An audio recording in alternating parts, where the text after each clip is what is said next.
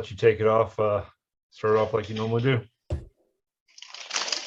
Good evening, everyone, and welcome. We have Mark, who's having some camera difficulties, but that's spectacular because we don't care, although he does have the best background of all of us.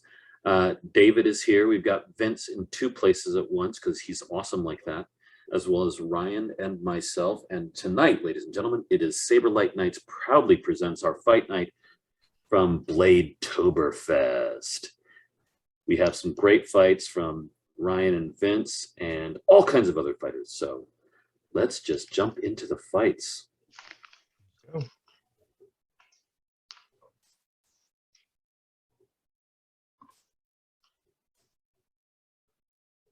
Oh, Nick. Ryan. Nick, I believe he had taken a lot of time. This was his first tournament, I think. Good solid fighter. Nice. There's Ryan's real armor and bang, right off the top.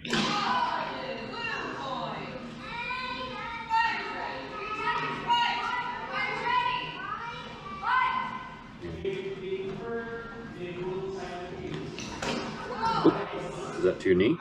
No, I was thinking it was the next swing over. Oh,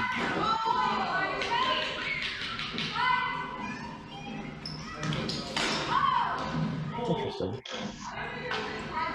like the goofy cat.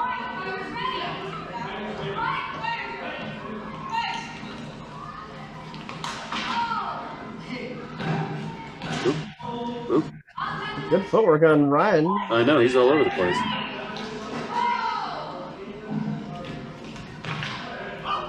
A wrestler. First fight of the whole tournament. Oh, yeah? Very cool.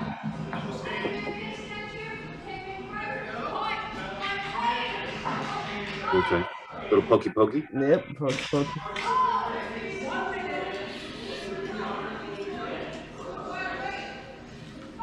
So does he ever come out of that corner? Yes. He's a more defensive fighter. He doesn't really initiate. Yeah. I can appreciate that. I can appreciate that. Just...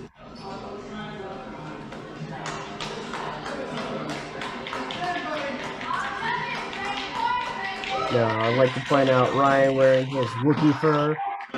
Exactly. We'll talk about that later. Yeah, I'm sure it comes up later.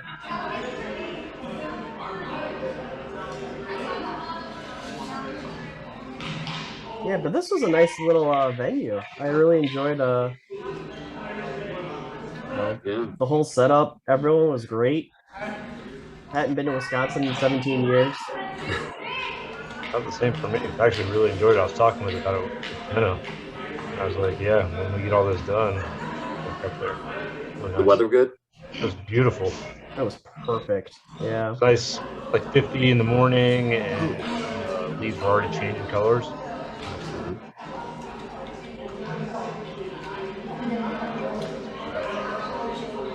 I think we're discussing how many fingers you hit. Wait.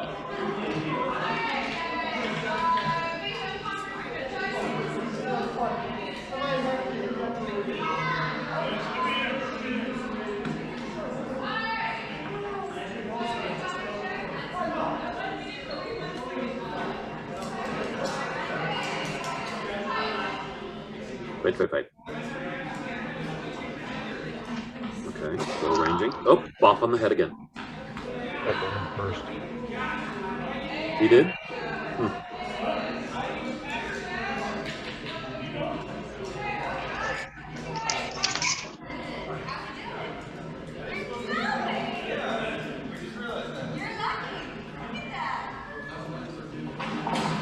Hey, There look you at go. him. Okay. You got tired of your crap, Ryan. Right, yeah. He's like, all right, I'm gonna stab him.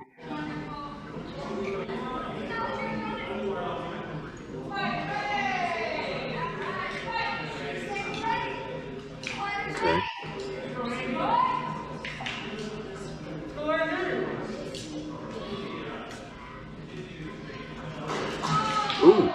Yeah.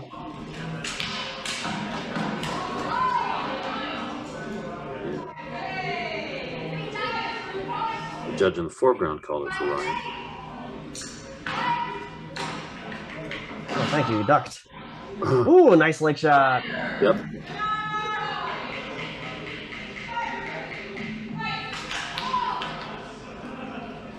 Get up the way, get up the way. I couldn't see it. Oh, good on her. Caught him on, caught Ryan's Yep. hand, I guess. Yeah, yeah.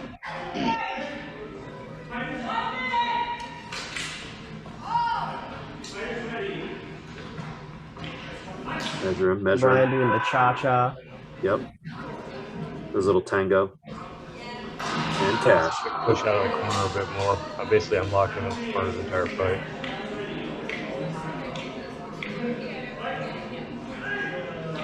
We got a tip. No, it was a piece of his armor. Oh, okay. Buckle.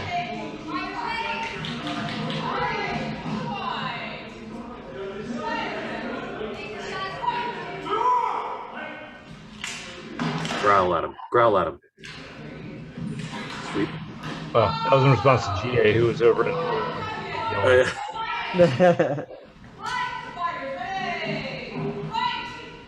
So you need to initiate that little growl stab. Good movement, both of you. Really good. Oh, that was him. Nice little thrust. Yeah.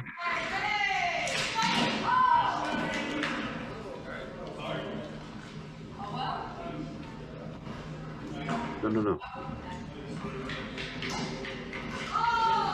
Wink. Yep. Was that his forearm there? Just... Good job. So it was a good fight. Like I said, he'd been out of it for a while, but Okay. near the end there, I liked how he pushed out. I like that shot he did to the wrist. Mm-hmm. I would like to see more of it. Yeah. He did really good. Cool. And this is Connor versus Vince. So we get to see Vince dancing around. And before we jump to that, David, you see anything that you liked there? Yeah. I sorry, I wasn't aware we wanted me to talk during the match or after the match. Talk all the time. I I'm used to talking after the match kind of thing and a little bit during. I mean, the big thing there is just it's a balance of the two different footworks. It was Nicholas was the other fighter. Mm-hmm. Yeah. So Nicholas, he was very pensive. We said defensive, but he was almost hesitant. He was very much, his feet were together a lot of the match. And Ryan was taking advantage of that because when your feet are together, you don't really have as much balance as you want. So he was basically just right in a line instead of that kind of even balanced. Nicholas did change his footwork a little bit towards the end there, and that's why he got some of those later points. But yeah, there was that little bit of pensiveness, just kind of allowed Ryan to just kind of run the fight. The big thing I saw, it was basically just like the dueling footwork was the big thing. The other thing I saw was the Ryan had a tendency to, he was using more, I guess sometimes we call them orbital or Molinet style attacks. And I was just noticing that timing that with the footwork, sometimes that can be worked against. So just something to keep in mind for the future. I just can see that, someone can time it out because a lot of times your feet were moving just before your hand. So people can time the jump. So they'll time the jump and cut into your preparation on those because you're sacrificing time by moving back to get the extra power. But by doing that with your foot moving first, they react to your foot, not your blade. So the blade needs to be in motion before you make that jump, or in a different sequence, not completely before. So that was just kind of my initial observations. Mark, did you have anything you wanted to say? Sure. I guess like David, I'm used to talking after the video as well, but a couple things to note is that I think this fight, a lot of it came down to confidence. One thing I noticed with Ryan during the entire weekend was that if he was in the ring, you could tell. You could tell from across the hall he was in the ring. I think he came in doing X cuts onto the floor in one of his matches that I was judging. just loud and in the ring very visibly. Most of sword fighting, lightsaber fighting, whatever you want to call it, does come down to confidence. And you could tell, like David said, Nicholas was very hesitant during the fight. Maybe that's because of the time off. Maybe it's his first big tournament. I don't know. I don't know him personally, but that's something I could tell, that he was a very timid fighter. Another problem is that he was fighting out of the corner without, as far as I can tell from watching the fight, knowing how to fight out of the corner. It's completely fine to fight out of a corner, but it changes a lot of your strategy. And hitting on that he wasn't trying to chase the clock, because obviously he was down in points for most of the match, if not all the match, and he was running low on time. He shouldn't have let that occur. Should have been more assertive, which again is something Ryan was doing a very good job of. And hitting on, piggybacking on what David was saying about the foot moving first, a great manual, and this is one of the few things that this manual is actually good for, but George Silver's works on Paradox's defense, which I have to talk crap on, but also you make some valid points about his true and false times, and that his false times are, like David was saying, moving the foot first, then the body, then the hand, and he points out that allows your opponent openings on you, which obviously didn't come to bear in this fight other than maybe 1 or 2 points, but that is something to be observant of during later parts of a tournament, where the average skill level starts to jump drastically. I talk a lot in my live streams on, the average person in the first round, average person in the second round, average person in the third round kind of thing. And you see an exponential rise in the level of skill that you see coming out of it and what they're willing to pick up on. Someone like me, I'm going to pick up on bait. I might step in to take that strike knowing I can get the point first. Even when I fight rapier, sometimes I fight that way as well. Saber, same thing.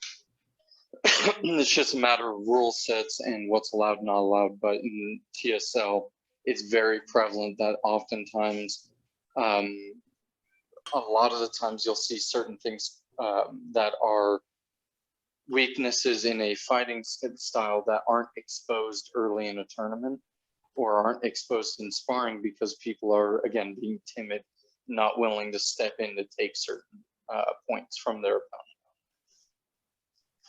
The only thing I'll add to your point about blade before body, just out of human, biology, part of it is that it's a larger object to track with our eyes. A lot of times if you're cutting at someone, whether up or below, it's harder to track that depth perception as opposed to my leg moving or my torso moving or my head moving. These are bigger things that are easier to track.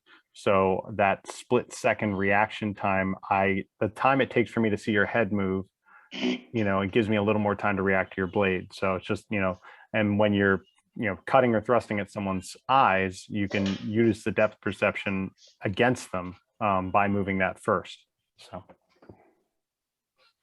definitely, I agree, and that's something you see a lot in rapier and small sword, especially, is moving the blade first, moving the small things first, so that way you can kind of get in under the radar, if you will, on your opponent, and it's playing on the same portion of the human observance that the judges calling bigger swings and louder impacts is. So it's all part of the same game.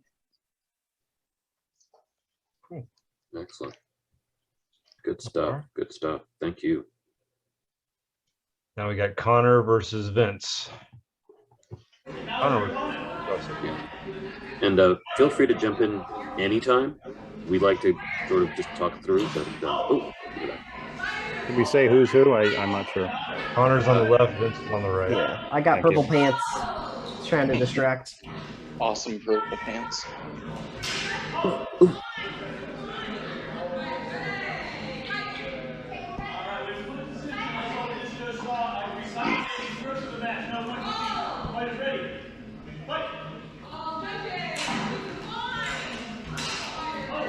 Good. Legs. And see, this is Connor's kind of doing the opposite of Nick in the last one, where he's still fighting from the corner.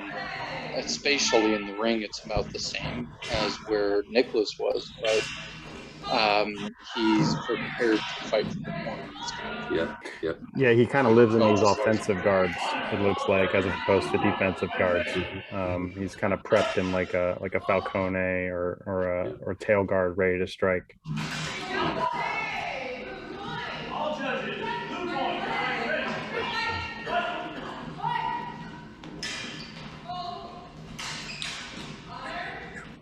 And if you notice from Vince, and chime in as well, Vince, if I'm wrong here, but if you notice what's happening is Vince is taking up all the ring, or 90% of the ring, but then stopping before going in, which really kind of makes that initial movement useless other than just moving into an engaging area. It stops the momentum. It stops it. Your opponent now can track it easier. It'd be better to either stop a little bit further out so you know your opponent isn't going to strike you, or continue straight in like you see from a lot of the kendo fighters. Okay. If part of it is, once you're in that distance, your blade isn't protecting you until a split second after the attack from Connor comes in. There.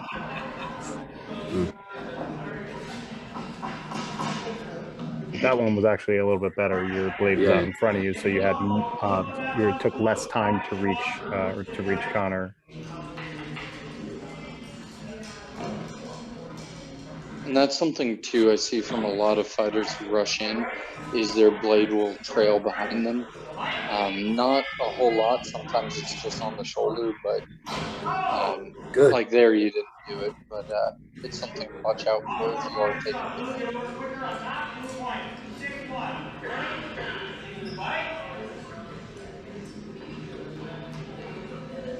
Yeah. That was better. You stopped see, well right there, out of you're- measure and allowed Got to it, go yeah. in. Yeah. The big thing I saw was the preparation there, though. You were kind of queuing him up with the preparation, so you gave him a little bit of a cue. Okay. So just, like the shaking above. So keeping that more in line with your body. So if your body's bouncing, that's fine, the blade. But if they're moving independently, they can track it. And you see that a lot from the kendo fighters who they go in and they're bouncing back and forth, but their blade is relatively stationary compared to their body. It's harder to get that tell on when it starts moving. And some of that can be corrected with even just slight steps to the angle. The problem with the bouncing blade is that you can track it and you know the blade's coming straight down.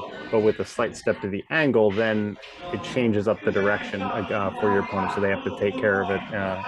They have to handle it in a different way. So not a huge step. I'm talking like no more than the width of your foot to an angle.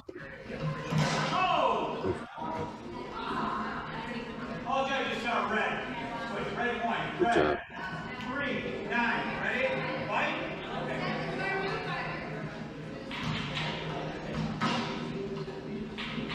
Poking.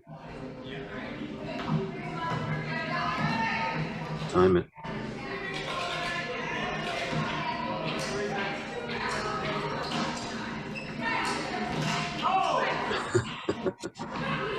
One thing that I think that engagement really demonstrated, though, was that I think you're gauging your measure based on your own measure and not your opponent's measure, which can work in some systems, but especially if you're not as tall as the fighter you're fighting, you have to gauge your measure based on what your opponent's measure is. They're reaching. And that, of course, referring to the Italian measure of the time it takes for them to strike, not necessarily just the distance. because he's starting further back than you would, but because he can cover ground quicker with his longer legs like that, you can be in measure and be in danger without realizing it. Okay. Yeah, the big thing that's happening here is I can see that Connor is stepping very hard with those lunges. He steps very hard on his leg, and then that is the time in which he is vulnerable. So when you're timing it out of distance, that's the perfect time to hit. So just barely out of his striking distance, so you can reach in with a small step. And you did that in about 2 measures there, which was really good. Because Connor was stepping so hard with those lunges, he had nowhere to go. He had no opportunity to retire or retreat back.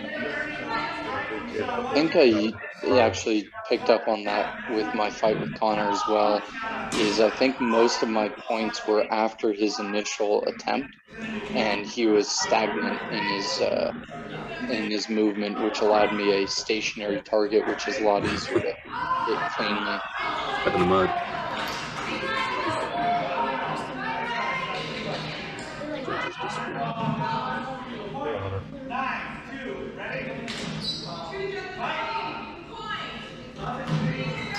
Okay. That was good. Good honor. That was good too, because you stopped early and let Connor come into your measure, which he wasn't prepared for. Yeah. He also sidestepped around it. If you'd just been maybe a hair faster on that, I think he would have completely whiffed. Really nicely done. But I really did like that last thrust. That was just so pretty, well timed. Good job. Good job. I think this is a pike fight. Oh, is it? Yeah. So Ross is a good fighter. Yeah. I had a lot of fun sparring him that weekend. Yeah. He's quick. He's tricky too. Oh, he's got a pike killer, not a pike. Cross guard. Yeah. Hopefully we'll be seeing more of those. Or we'll see no pikes at all. Just make hilts legal, man.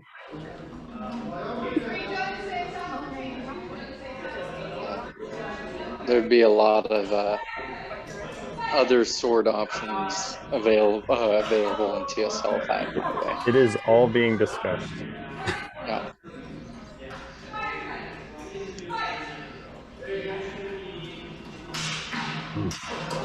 Ooh.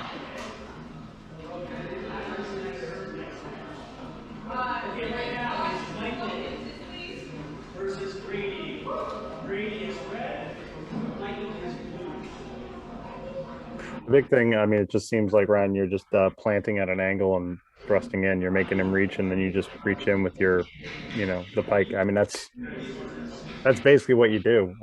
There's not really much more to say about pike in that regard. It's like, it's just, if you can get them to reach out a bit, reach at their max length, and you can still extend and stab, you just do it.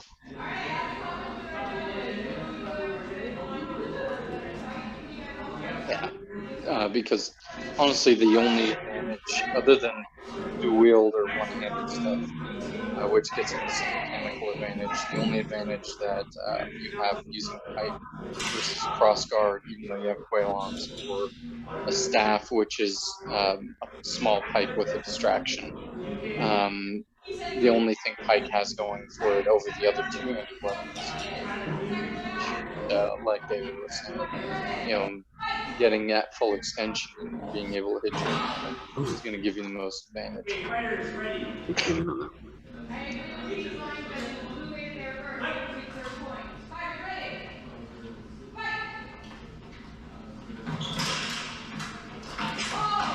Yep.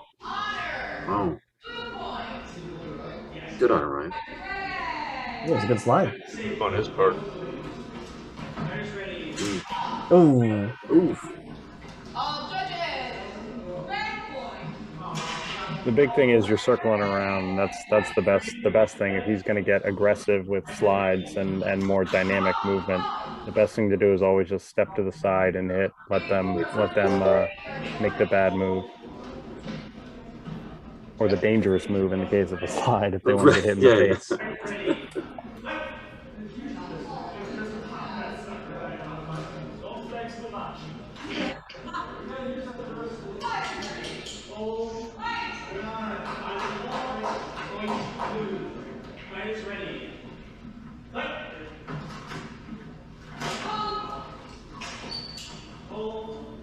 if I was going to give a critique for you, Ryan, I would say if some of your defensive movements can be rotated from your core a little bit more, it would make it stronger, and your arms wouldn't tire out as fast. That's a big thing. A lot of people do is they all want to, move around with their arms instead of pivoting from their core. But you get so much more power out of your core, and you don't get tired as fast with the pike. And you're not overextending with cuts. Yeah. Good. And then you can really start to do cool beat attacks and stuff like that, and like knocking it out of their hand and then hitting them. That's like the fun. When you get to do that, it's real fun. Actually, that's a good question, Ryan. Are you beating on the way in, or are you attempting a cut? Because I'm seeing cutting Cut. actions on a lot of these. Yeah, I'm really trying to beat them out of the way. It's quick enough where I tried it the first couple times and whiffed, so I just kind of backed out of that. There are times when somebody will hang it longer, then yeah, I'm all about beating it first. Okay. So two things. One with reiterate what David was saying. If you're turning with your core instead of with your arms, you don't tend to overshoot as much. Because a lot of these, you could get a much easier point by doing a smaller movement with the beat and then the thrust. You cut out a lot of the reaction time, which engaging your core is going to help with. The other thing is a lot of your beats are coming in very linearly, which means that you have less margin for error, but also because the inherent nature of polycarbonate blades, you're going to more likely slide off rather than gripping and shoving his blade out of the way. So if you break more of an angle with the beats, you're going to have more mechanical advantage, but you're also going to have more effect on target. Yeah, actually in. Yeah, all right, thank you. Yeah. I was going to agree, though, if you have to talk off with that, you agree to versus Gavin, 2,000 points. No way to that. Actually, Yeah, good practice for like kind of working with that is if like you have like quarter staffs, like really long. If you have a long quarter staff that you can at least like do those where you get the more of that vibration, that can really help you understand the difference between an arm parry versus a core parry. You really feel it when you get that vibration in the stick, which we don't get with this weapon, but it's a good training tool to help you just understand where that power comes, because the transference of power to the other weapon to knock it out of the way, and you'll feel it in your hands as well. So Yeah. Oh, we can skip Mark. this one. Oh, of course, I misspelled Mark's name. Sorry, Mark. And no worries. I spell it wrong too, so it's okay. All right, there we go. can we call you Mark Karakouskus? And you should see the early like 1500 spelling of it. It's got some extra R's and a Q, and it's all sorts of weird. Good thrust.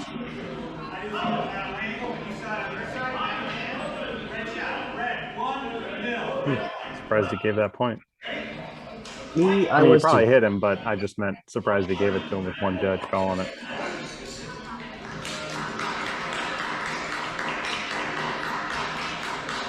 Purple. 1-1.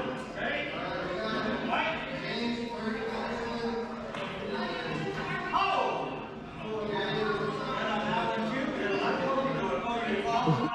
Really? Wow. Nice. All right, middle call, thumb shot. Ready for the set? Ready? You're good. Ready? Go. Fight. Yeah, I think Mark would agree. They were really eager to call some finger Anything. shots. Yeah. Well, Mark kind of puts everybody on overdrive when you're trying to judge his matches. I like to mess with the judges. Also, you see those little stabbies. Red, come up underneath, get the arm underneath. Actually, to be honest, with his fingers, his hands, you got the Yeah, I was calling fingers. Like, no, I definitely hit him in the fingers.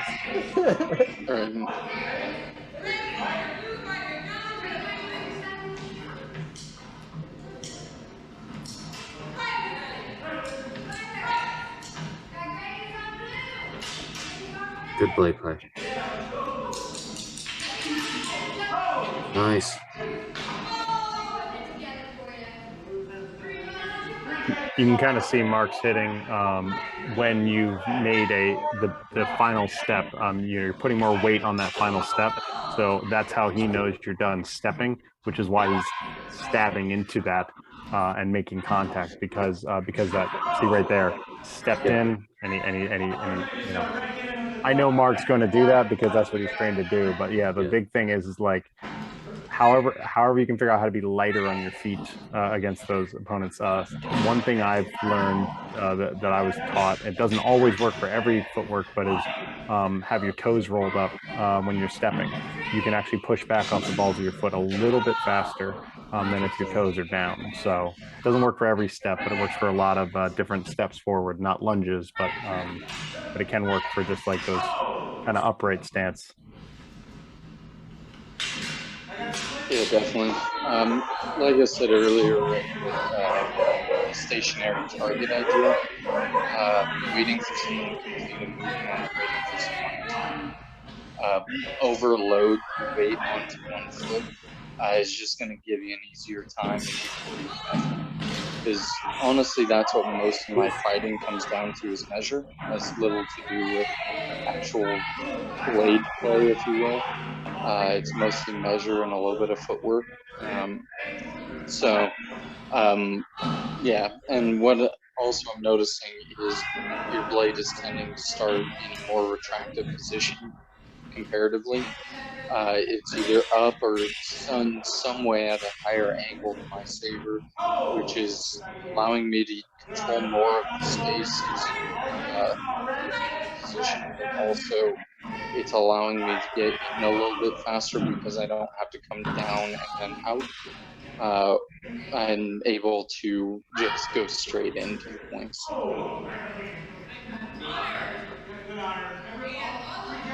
Yeah, the big thing is with one-handed fighters that are at an extended stance, you always need to make sure you're not chasing their blade, especially Mark because he very much knows the angles, but any of those types of fighters, because if you're chasing that blade, they can time that out and pattern that out to where they can just drop or slightly shift to the left or to the right, and then that's all they need to completely open you up. So it's important to, with those fighters that you're chasing, made at the very least you'd be chasing his hand, rather than his blade, and then trusting that your attack is going to have some form of defense or closing of your line to make that work. It doesn't always work, but it works some of the time. Another thing I picked up when I was doing more Italian longsword stuff is if you notice a lot of your beats are coming when you're in measure, whereas translating the Italian longsword work from Fiore into TSL, I've noticed that as a two-handed fighter fighting a one-handed fighter, you really need to make the beats out of measure. It's going to give you two advantages. One, you're going to hit more of the weak of the blade rather than further up on the strong, which is going to have bigger impact on my blade. But also, it means that you have a second chance. If you beat while in measure and I can disengage, which I'm doing, I did a fair bit over the course of the tournament, and it's kind of what I'm known for, disengaging a beat. If I can do that and you're in measure, I'm getting a point. Because you're going to expect a blade there. The blade's not going to be there. You're going to overshoot, and it's going to allow a easier strike. An interesting thing about that, about the beat attack that you mentioned, I was just doing some tests in my as we call it, Sunsword class, but I was just doing that last night. We were working on which points are going to give you that mechanical advantage, and from what we were finding was the end at the foible was good. The mesofoible, which is the right in between, is actually a stronger position. So hitting there is not as effective, and then hitting on the mesoforte is actually the last point at which it's still effective, and then anything below that is ineffective. I mean, it's similar to a metal blade, but not exact because of that mesofoible option is not, on rapier, I would hit at the mesofoible all day. Right. But with the transference, there seems to be in the angle, the transference of energy, it seems to be a little bit different, that there's a stronger point at the mesofoible on the blade. So that's something to think about on the beat attacks is where are you hitting? Are you hitting right on the end? Are you hitting somewhere in direct middle? Because those are probably the strongest areas to make contact before, and the other areas aren't necessarily. So there's some dead areas where it's not going to be as effective. Right, and it comes into play a lot how the opponent's saber is built and held as well. That you have to kind of figure out during the match, because most sabers are going to be like that. With my saber being more rear balanced, it even shifts that. It shifts the mesofoible rearward a bit. So moving in, the further I can get you down the blade, the better for me is going to be, because of the rearward balance. If it's forward balance, it's going to have a different effect. And one thing looking at real swords that I've noticed is you have two center of gravities when you're rotating a sword. One is towards the point of balance. The other is up in the cutting section of the blade that, 1/3 of the way down the blade, like David's talking about, that has a good amount of rigidity to it and a good amount of force in the bind, force in defensive actions. So that's one thing to look at as well. While my saber has a reasonably large, comparatively large, weak section of the blade because of how it's built and how it's being held, there is an issue with against two-handed fighters especially, but also one-handed fighters. I have a lot of control over the middle of the blade down to where my hand is. That's something Steve Matson pointed out, is that when I'm fighting, my blade tends to rotate around the middle section of the blade, whereas normally sabers don't do that. So I am getting a little bit more mechanical advantage down the blade. So it's a weird interaction of saber construction that if it's built like my gymnasium saber as well, my gymnasium saber moves very similarly, where about 1/3 of the way to a half of the way, somewhere in that area, I'm moving around and I have a lot of control and rigidity over that. The second place where it has a lot of control and rigidity is down by the hand. So it's built very similarly. When I ran into that in TSL 5 in my pools, I had Joe Pavlenko in there. And yeah, my first thought was, I'm just going to beat this thing right out of the way. Well, I wasn't doing it correctly, and he had me down by a lot before I even figured I was up. Had to completely change how I was fighting to even make it past him. Yep, he both of his sabers that he was using were very similar to the one I'm using. The one he was using is actually almost identical, other than weight, to mine's a little bit heavier than to the one that I brought as backup to Bladetoberfest. And it's it's something you notice also when you experiment with a wide variety of other swords. Like I own 3 rapiers, and to say that the strong and the weak and the balance and all of that are the same across all rapiers is absurd. And then you have lightsabers, which are a wide variety, to ones that are built more like swords that I make, to ones that are lighter and further forward balanced. That the lighter a saber is, and you can see like the crosspoint sabers, Tony's That'll Do makes sabers that are like it, super light, and that means that the it has less mechanical advantage further out in the blade, unlike a balanced one, which allows it to gain that second point of rotation, which is it gives you a significant mechanical advantage It's something that I didn't really notice until we started looking at small sword for quarantine TV, but it's definitely prevalent, but it's something you need to figure out while you're going in the match. All right, so we got the rematch between Ross and I. I said this is regular sabers. Very cool. This first round of elims.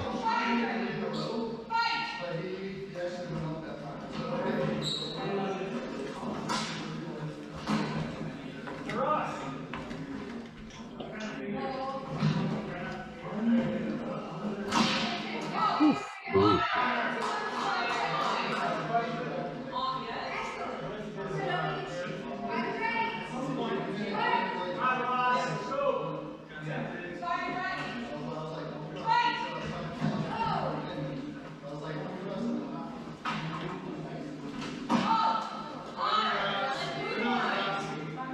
Good job, Ryan.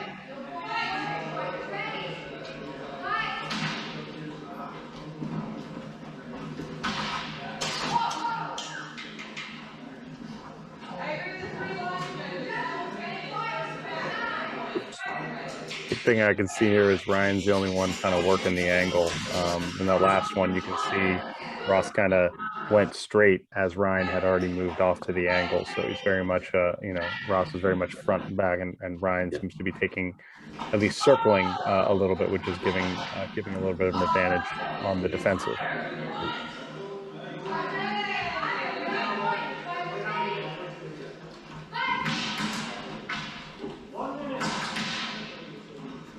That poor forward. Yeah, I know. Kept banging. Good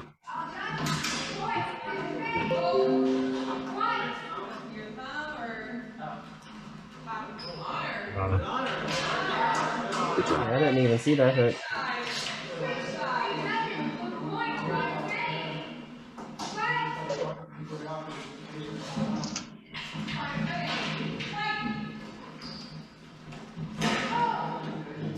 Is Seth just trying to be tough, walking around like that, back and forth? Yeah, just see, I'm a badass. Cornerman for us. It's so good to see him.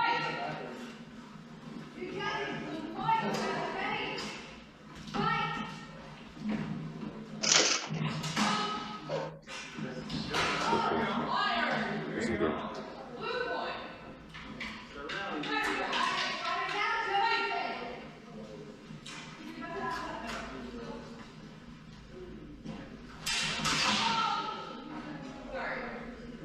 Yeah.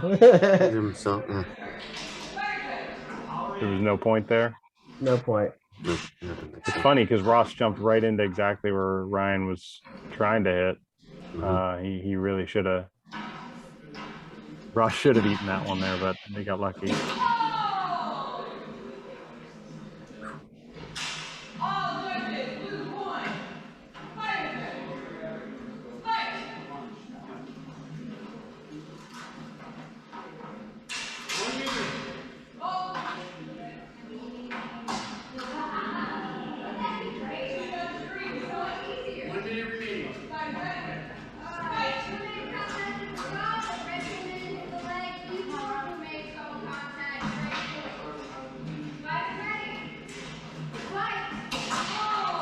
Retreat.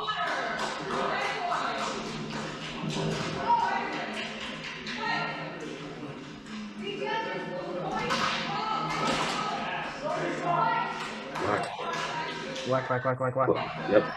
He didn't need that leg, did he? I got him in the arm. Oh, there you go. I mean, he was doing the same thing for like 3 exchanges, so third time it's pattern. So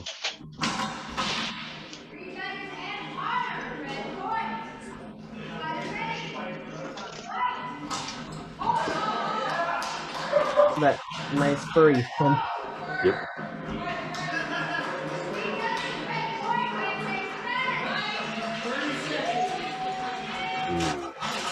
Oh. yeah, if someone's gonna just charge, step off and cut or stab. That's, I mean, every time. Doesn't matter who it is. Ook.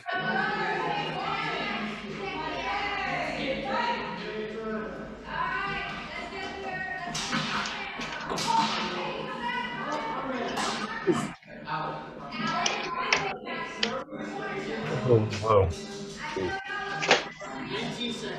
It did look a little low, Mhm. but I thought it was more of a chop than a stab. Didn't look really thrusty.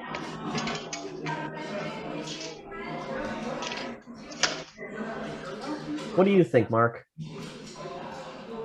Sorry, think I'm it's the having bathroom. a little bit of technical issues. I had to say the flag. I was like, oh, okay. Yeah. No, it's fine. So I'll pay more attention. My phone's overheating because Arizona, so I'm getting my tablet online.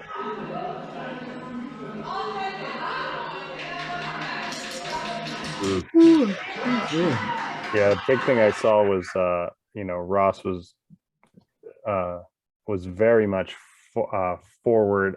All of his lunges, all of his steps forward, he was so heavy on it that it was driving his blade down, which is why the majority of his attacks were at or below the torso.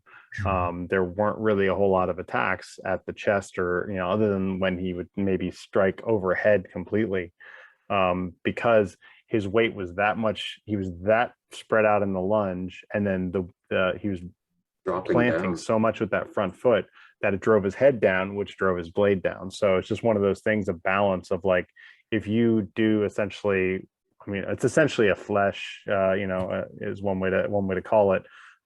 When you do that, if you do that especially with these heavier weapons, it's going to just drive your blade down because your head's going to hit forward. So I would say, if I was talking to him, I would say taking a slightly smaller, like shortening like maybe half the length of the foot on that flesh is probably taking enough off of the force in the ground to prevent the head from tipping as much.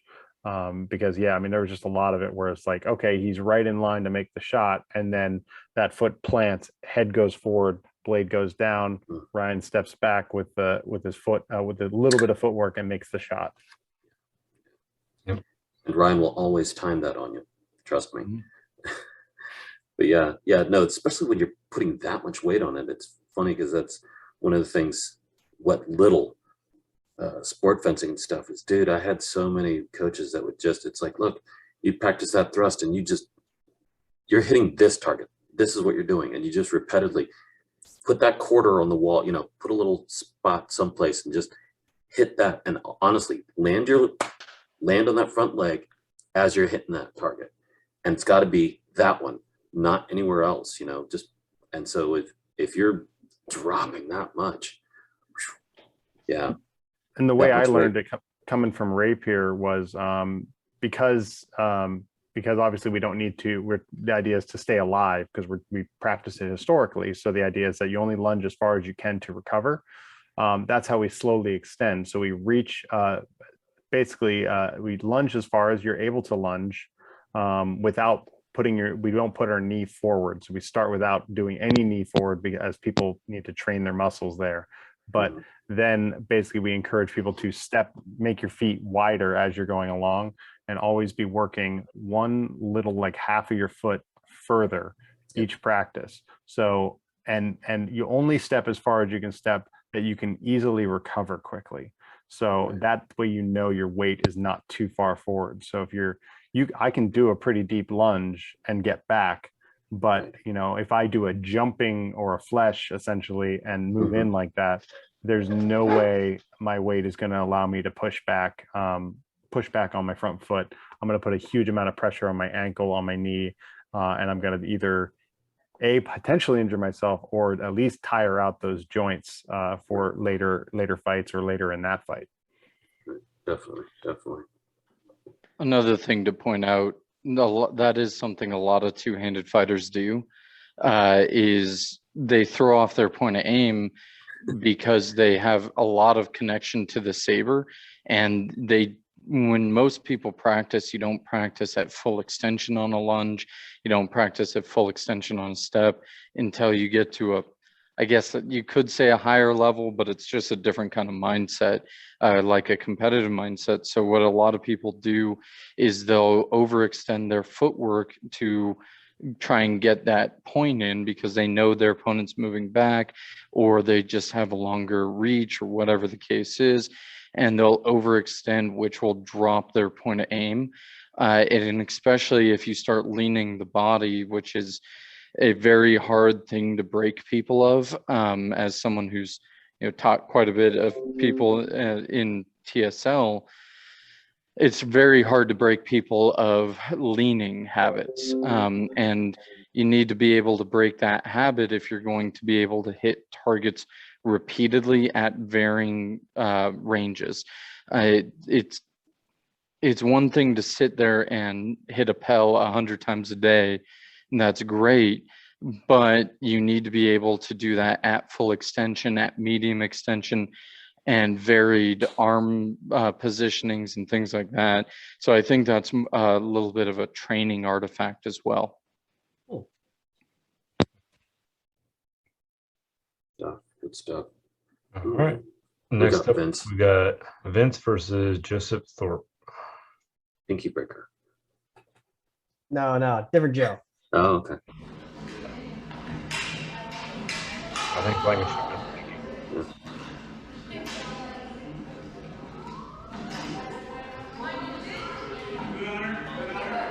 Good honor. So who's who in this instance? I'm on the left. Joseph's on the right. Can't see it. Couldn't see that you were. Yeah, You Did not see the purple panties? no, the judge was in the way. judge is in the way, hiding everything. Your recovery is right where the judge is.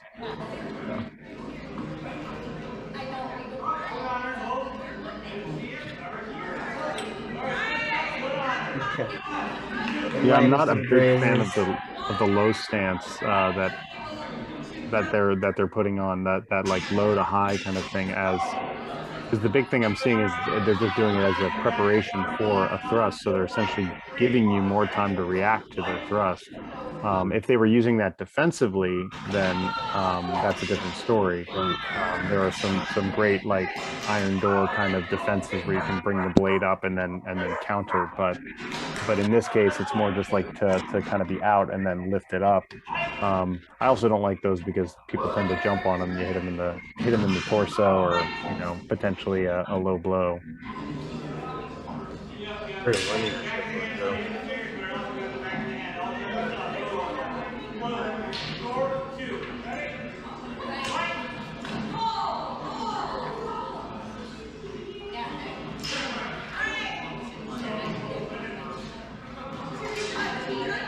Move around him, Vince. Move around him.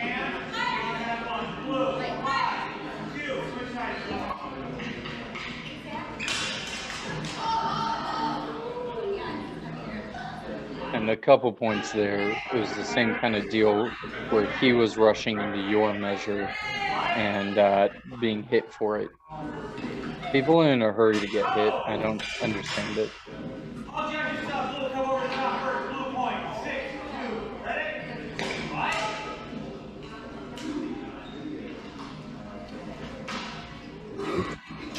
Boom. Another thing with the low guards like that, well, David and I are apparently going to disagree, and I'm going to call it Iron Gate, but not Iron Door. But coming from Iron Gate, you can get. Yeah, you got me. It's Iron Gate. I don't care. I read out of the Getty manuscript style. But coming up from Iron Gate, it can deliver a good amount of power in an unusual direction. But one of the big issues, and you can see it, or I could notice it when I was fighting him as well, is that you're fighting against gravity. Coming from those lower positions, if you're not ready for it, and if you're not working proper angles, you're going to throw off your timing. It's going to wear you out faster. Whereas if you're working with gravity, it's going to give you more of an advantage. in that The respect. other thing is he's not working the pommel a little bit more.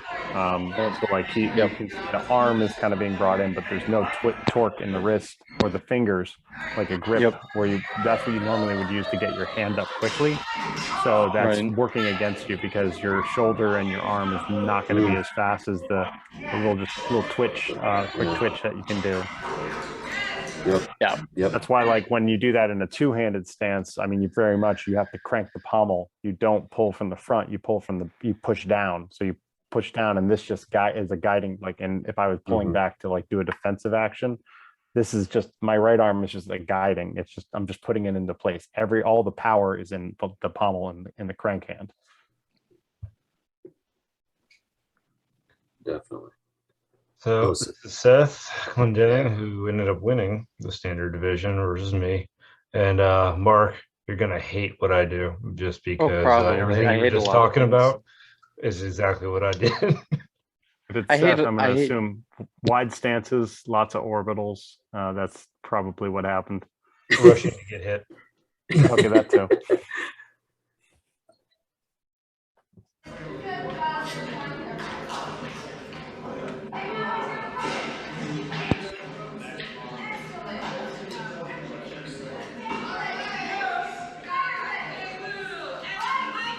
Was Ruth rocking a Ripper Blade? Yeah, it's a Ripper Blade. Oh, nice.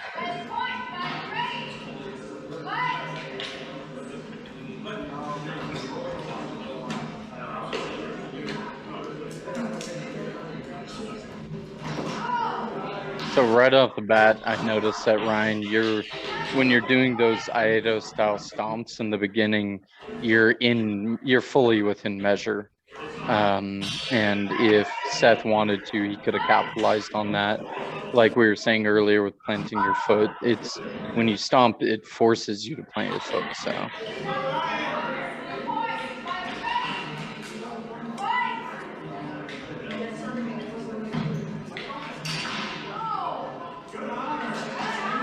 Yeah, right there again. He timed the stomp to cut into you.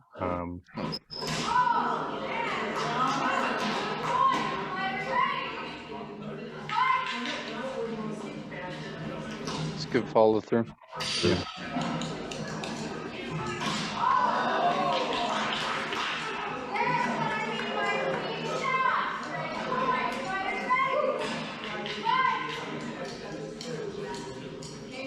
So there, your only option is really just to go into like a long point and then straight down the middle. Someone goes into a high guard, they're taller than you. That's pretty much what you got. You wait for them to sit, let them sit there all day. That's always my opinion. Let them sit there all day, and then once you see a little bit of movement, that's when you go immediately. That's the best thing for that high guard. It's just right up the middle. I guess I have a little bit more of an aggressive take on that. I will generally charge high guards because it gives you a predictable path of motion. You aim for whatever hand is on back in case they decide to release with one and strike with the other. As a one-handed fighter, I'm not really at risk of the front hand strike, but I might be at risk of the backhand strike. So I'm more likely to charge the opponent and aim for the projected path of motion that their rear hand is going to follow, because either they're going to come down with both hands and it's going to hit, or one handed and it's going to hit. And if you notice, I don't know if any of my other fights were watched, but I do tend to guard with my left hand quite a bit because I wear a steel gauntlet on that left hand. I'm more than comfortable with taking a hit from pretty much anyone in TSL on that hand. So I'll stick that hand in the way and go in.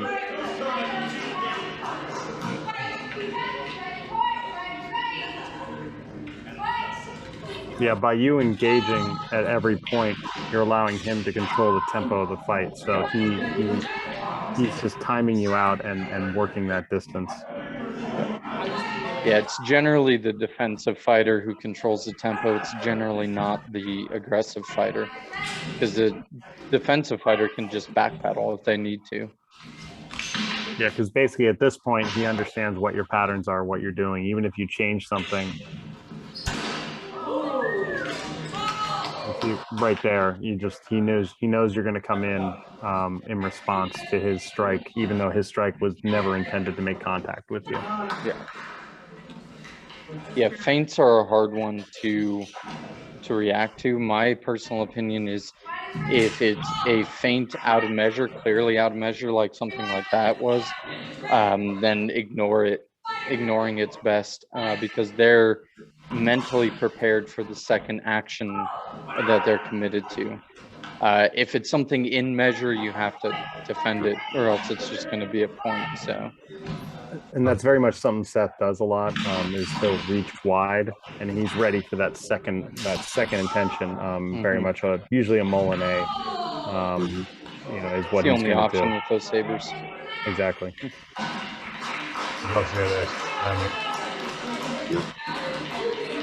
Good job.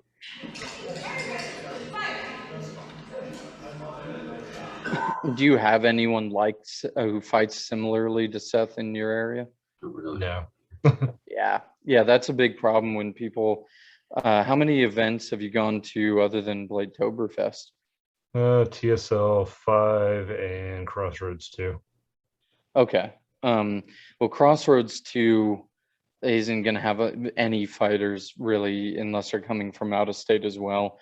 The Ohio guys are pretty conservative in their actions. And how many fights did you get in with standard at TSL 5?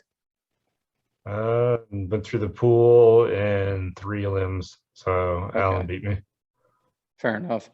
Yeah, it's tough to learn to fight against fighters that you don't have in your area or you don't have the ability to train against. And between TSL 5 and last weekend, there was no real time to train anyway, to change fundamental mindsets. But trying to, if you know you're going to have to face certain fighters, which most of the guys using those sabers tend to fight similarly. So get some people to imitate, if you can, like Roseworth, which is early English saber. Polish saber is another good one to read. The more you can read of different styles, the more you can determine what they're going to be doing. A lot of the times, I think David hit on this last night, if I remember right.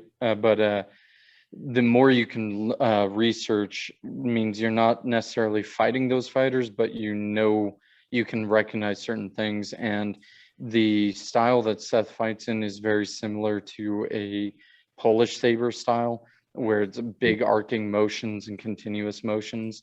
He does start from a two-handed position, but like I said, most people in TSL, they're not actually two-handed fighters. They're one-handed fighters masquerading as two-handed fighters. So that's something to be aware of. That while fighters like Seth are going to start from that position, their attacks are going to come from their rearmost hand, like I was talking about earlier. And expecting that Polish saber style, that large Molinet style, is going to help you prepare for that. So that's something to keep in mind moving forward. Yeah, it's easy to get tricked by that two-handed when they have both hands. So like the key thing to look at with someone like Seth who switches guards is whatever hand is on the pommel, that's the hand that's going to be making the strike for him specifically, and other fighters like him. He's just going to keep working that because that distance works, because he wants you to be afraid of that distance. So he's going to keep you at distance, then get you to charge into distance so he can make the second strike. He very much lives in this the first strike will not make contact kind of rule, which is actually a good rule of thumb mentally to be preparing for a second, a third, a fourth intention regardless. But he very much lives in this second intention. I mean, you can even see at times, I think there was one or two in there, I'm not sure if it's that or just remembering something from TSL 5, that there's sometimes he's not planning and doesn't get a third intention in because he is so firmly committed to that second intention that the third one doesn't come up fast enough. So it's a difficult thing to train, but like even if Seth changed the way in which he hit, the way in which he moves is going to be pretty much universal. So if Seth suddenly started fighting two-handed, he's still going to kind of work from that same kind of footwork and movement and probably that mindset.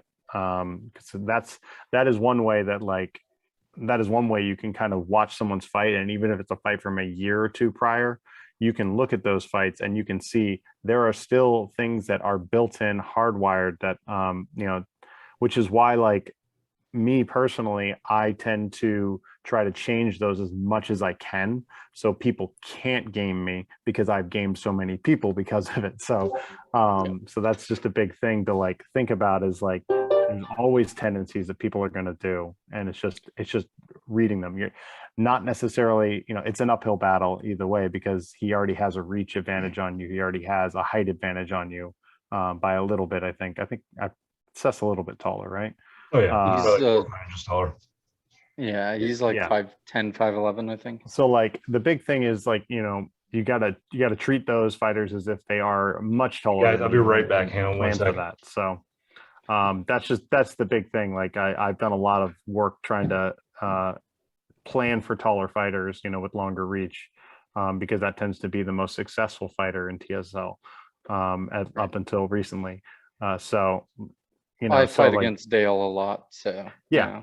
yeah. Why don't you mean Dale? Because in my opinion, Dale doesn't use his reach and height He as doesn't. much as he should. I was more thinking, you know, Jimmy, Jason Newing, and there's a couple other fighters, but like someone that sits in that high guard, like, you know, Mark has one strategy. My strategy is hit him right down the middle and take the shot to the head. Yep. Because 9 times out of 10 you'll probably hit them first, as long as you don't move with your feet first. Right. You know, or the other option is if you're in a two-handed long point stance, you quickly and you can gauge which side they're going to hit on. So if it's Seth and he's here, right, or he's here and he's got his right hand on the pommel, that right hand is what's going to hit with the pommel, or is what's going to come down with. So you can only have so many angles. So you can quickly get a quick block in with a two-handed shot, if you really wanted to, and get a parry riposte, or you could even be fancy and like Zwirch the other way if you wanted to after a parry, but that's probably less successful in this sport. So one thing I'd say is I could be mistaken, but I think it's called The Deluge, the movie.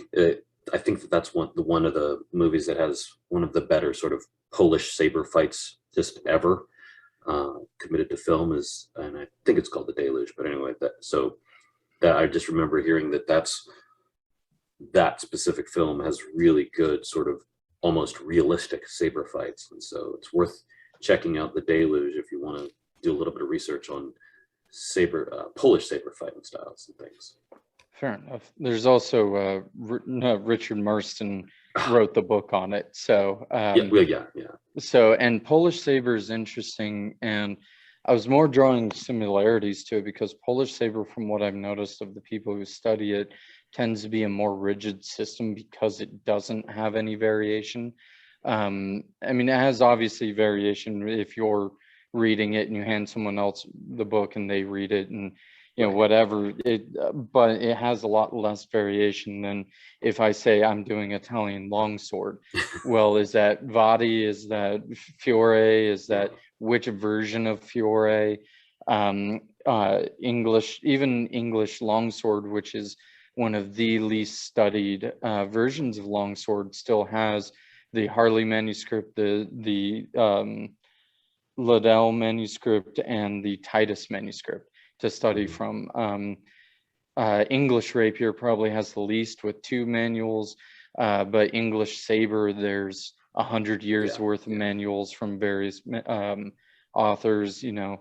So, but if someone is studying Polish saber, then chances are, from what I've seen, it's going to be fairly rigid if they're doing that. But what I meant more is taking that and Rossworth and a lot of the around 1800 saber, whether that's coming over from France or the rest of the continent, you know, a lot of it focuses on the Molinet, whereas later with, especially with Hutton, and a lot of You see it with Meyer fights in that similar kind of way with his one-handed, lots of Molinets. But if you're looking at like Marasso side sword, if you're looking at Hutton, if you're looking at a lot of other manuals, you're talking more of a focus on the initial intent than the Molinet is the second intent. And that's one thing that up until very recently, TSL was a bad perpetrator of, was leading with the Molinet. Because it's a very Star Wars thing to do. It's a very choreo thing to do because you want to project to your opponent. You know, in choreo, it's obviously not an actual opponent. In that case, I guess it'd be a partner, but you want to project to them that it's coming, right? So you see it a lot in Star Wars. You see it a lot in some of the broadsword traditions. Like I said, Polish saber. There are a fair amount of manuals, and they tend to be, from what I've noticed from colder climates and from generally not a military standpoint, but a like personal defense or dueling standpoint. One of the reasons I think that is because with the colder climates, especially if you look at the Cossacks, you have your great winter coat on, and it's going to stop a lot of the light cuts, so you want the heavy cuts. Same if you look at Scotland with the broadswords, are looking about the same kind of clothing, heavy wool. So it's interesting to look at the backgrounds, but the more variety you can look at in the manuals, and this is more what I was getting at, the more variety you can get in the manuals that you're studying, the more you're prepared to deal with. I would say that there is a point of overload. So it doesn't matter that Fiore's cut one is slightly more horizontal than Hutton's cut one. Doesn't really matter. It's within that ballpark, right? So you can how to defend that attack. Same with, I've seen people get bound up on defenses and things like that. And realistically, most of them are all the same. You can either move around it or pressure through it. And with TSL, there's more margin for error with pressing through. So you can kind of do your chart in your head and figure out what you're going to do and go down that path. But the more you can study, the more able to deal with certain things you are. Like, and dealing with sabers with a much further forward point of balance, you're more likely to lead in with a Molinet or start with a Molinet or start from a retracted position like a full iron gate from Fiore or a lot of these kendo guards up on your shoulder, or Pasadena, or any of the high guards. If you look at Ohio, they're doing a lot of ox. So with the lighter sabers, and something you can see up until probably TSL 4 really is with the lighter sabers, you're seeing a lot more emphasis put on retracted guards or loaded guards. So like ox isn't terribly retracted, but you need to unload in a way to hit your opponent through a Zverhau into your opponent. So you're dealing with a lot of those. A lot of people like Charlie or the kendo fighters, you're seeing them rear back and then into a strike because they need to deliver a certain amount of power, whereas arguably it would be more effective to go into long point, but then you have to deal with the mechanics of your saber. There's a lot to consider with all of this stuff. But yeah, with Seth's fighting style, being ready for a second intention, which I mean, you kind of always should be if you're considering this. If you're coming from a martial art background, whether you're studying historical manuals or it's a traditional martial art background, and martial being, warlike, right? Because I personally draw a distinction between the self-defense arts, the martial arts, the sport arts, which TSL is definitely a sport art, but we can draw some of the ideas from the martial side, being ready as quick as possible for a secondary attack, and also expecting a secondary attack and expecting your shot to fail, essentially, your riposte to fail. A lot of the more military-minded manuals are written that way, and it's just something to consider. That personally, to me, I try and fight in a safe way first, and then go into safe as in points wise, and then be aggressive. Whereas there's certainly a lot of fighters out there who are leaning more towards the aggressive side and then worrying about defensive actions as a secondary. I will talk and tell people to tell me to shut up. So. Sarah, that's No what we worries, no got you worries. here.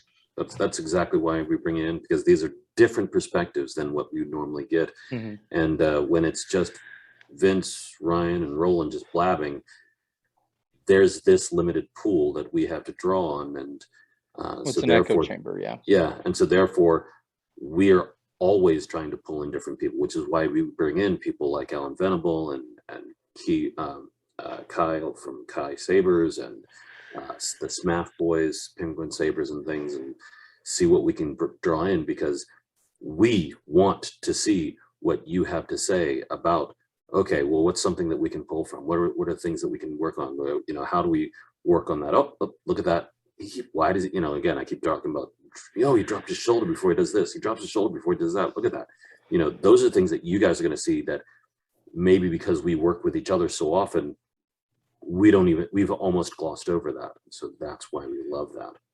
So, right, and especially when you're a limited pool of combatants, air quotes again, sure. when you have a limited pool of people to spar with, one of the biggest problems is that you become very good at sparring the person you're sparring with, not as a general fighter. I knew two SoCal fighters that actually one was Joe, and I'm not going to pick on the other because I'm about to talk crap on him, but one was Joe and the other he had been fighting with when I met him for over 10 years. I think it was something like 13 years. And this other fighter was very good at fighting Joe, but Joe was a much better fighter against anyone else you stacked him up against.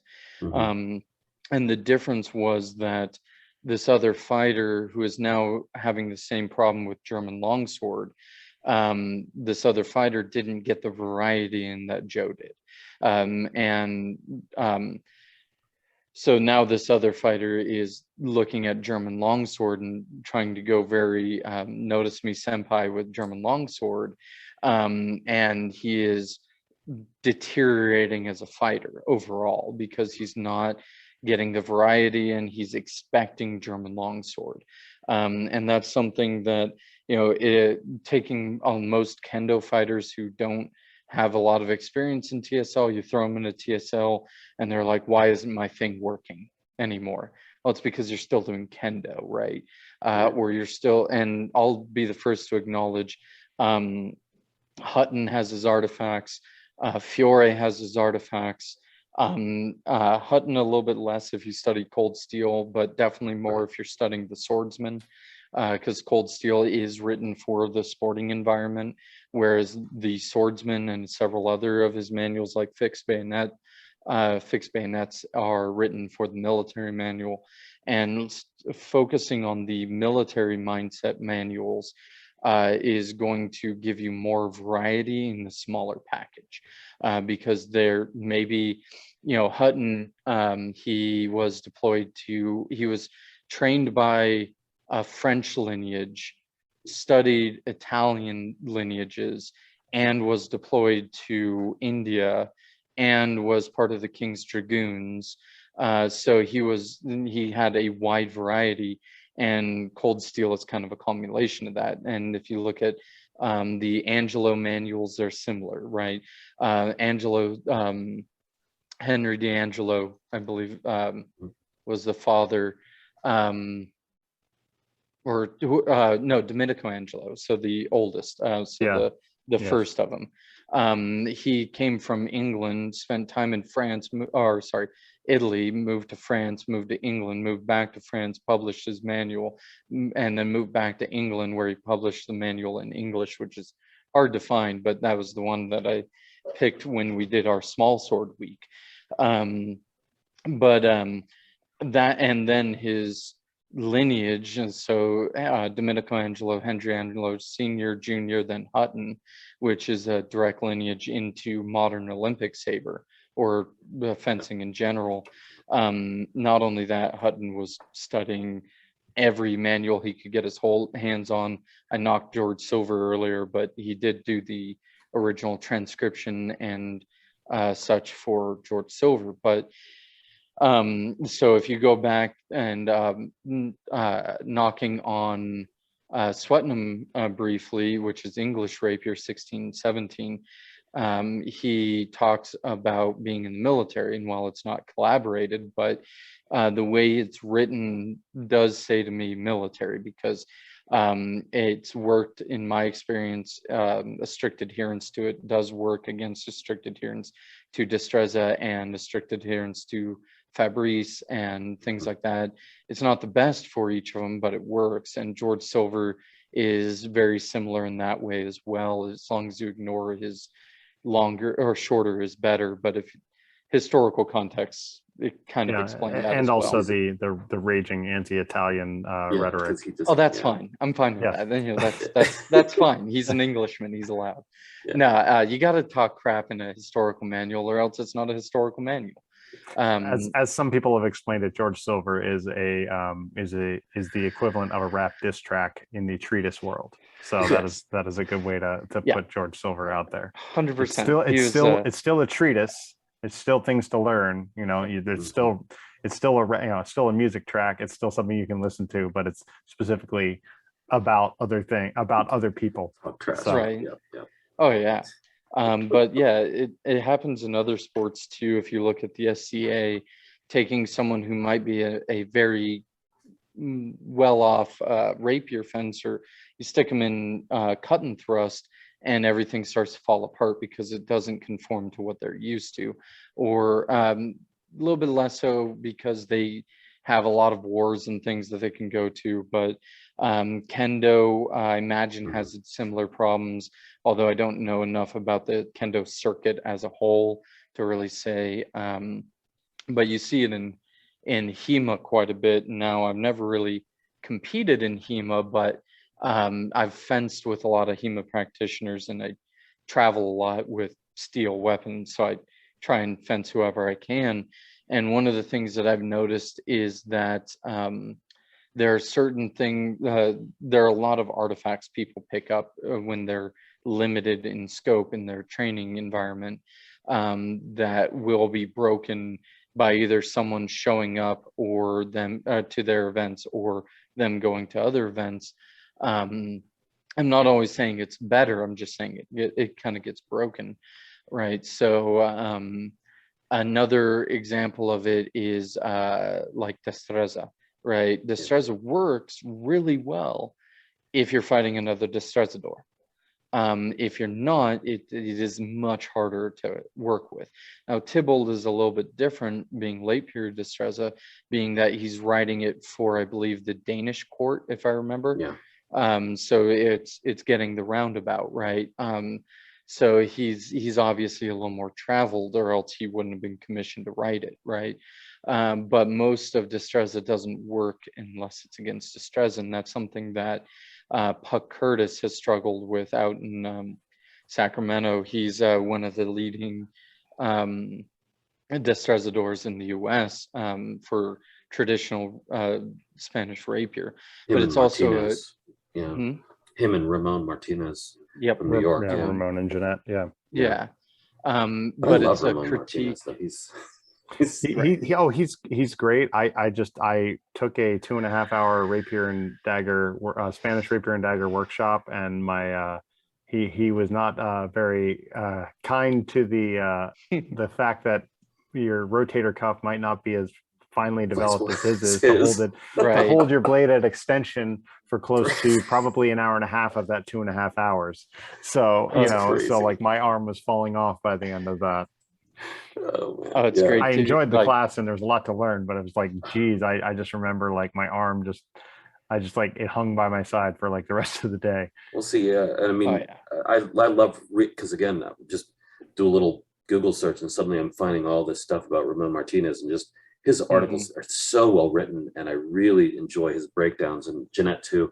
They're both really good at breaking down what's working and what's not. And so that's why I love what they're saying, especially when they talk about both Spanish and even Italian and some of the other Yeah, things. they've It's like, done oh, some wow, they've done some workshops good at work. Combat Con of Yes. Spanish versus Italian style, and they're probably one of the few people that are looking at it that way.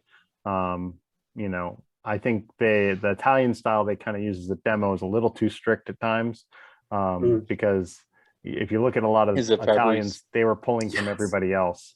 You know, so that's that's a big element. But yeah, they definitely have a great grasp of that. One thing I would say, just adding to what Mark was getting at, you know, Rambling on about. yeah, I mean, pretty much it's Stannis dad. He'll go 4 hours if you let Oh, him yeah. talk, and don't bring up Warhammer. But That's an but, easy another 4 hours. you know, I think some of the difficulty, you know, people obviously again try to make their discipline work in that weapon, and they don't treat the LED saber as a different weapon. You know, I started doing HEMA and other weapons as a way to inform this weapon. So I only took what was successful in those weapons and applied it to LED saber. That's a big difference, is that I think a lot of people are like, well, I'm going to fight in this very specific style. And in reality, you look at any HEMA tournament, there's very few people that fight in a specific style that are successful. There are people that fight in a specific style. I can go to a rapier tournament. I can see, well, there's the person doing Destreza. There's the person doing very strict Fabrice. There's like one person that maybe does strict Fabrice that is successful at it, and that's Miles Cup. Beyond that, most people use some form of amalgamation of it all, and blend it together to what is successful. I mean, the most successful rapier fencer is probably Robert Childs, and his style is literally just what works. He took little pieces and formed his own complete style. And that's kind of what we have to do. You know, we have to think about it in that context. You know, what works. You know, Mark has called my style a two-handed rapier style. I train primarily in rapier outside of LED saber. But most of the time I'm not fighting in a two-handed style or one-handed style. I'm fighting sort of a thrusting two-handed style with some Fiore longsword thrown in there. But I can go to the one-handed style at any time. But it's kind of my own little like methodology of combining all of these things. And that's kind of what you need to do. And I've had some success, and then I've had to change things depending who I'm fighting. So you know, I guess Mark, you say most people don't fight in a two. I guess it would be like me and a couple other people, Alan, that like fight in primarily a two-handed style for the most part. I mean, obviously, like I say, Charlie. Yeah, and Charlie, yeah, like I can switch to one-handed because that's my other weapon. So I know it. But you also can't apply a strict rapier interpretation. I can't fight that way if I don't incorporate some of the broadsword, the single stick, the saber, all of those things into it. I'm not going to be successful, because there's just little variations that just you can only pull certain things from it. Like half the rapier techniques that I know, and I know, like, I've been through our whole school's curriculum to the point now where I'm just doing Capoferro to know what Capoferro is, not to practice it, but to really to know to look out for it. More strict Capoferro, not like just the basic. But I need to, you know, like I need to understand that like one of those techniques will work out of the 20 different techniques I just spent 4 months learning, you know, in an LED saber, and that's okay, and I'm okay with that. Because one, I can recognize when people are doing those other techniques that may be less successful, and two, longsword. the thing that I find also is that like what I'm learning rapier and dagger Capoferro is that it's making my brain work differently, and by stretching my brain a little bit differently, it's allowing me, one, to see things that I wouldn't see, to recognize physical things that I do. I've like there's a couple little like bad habits that I've noticed by fighting in this very strict interpretation.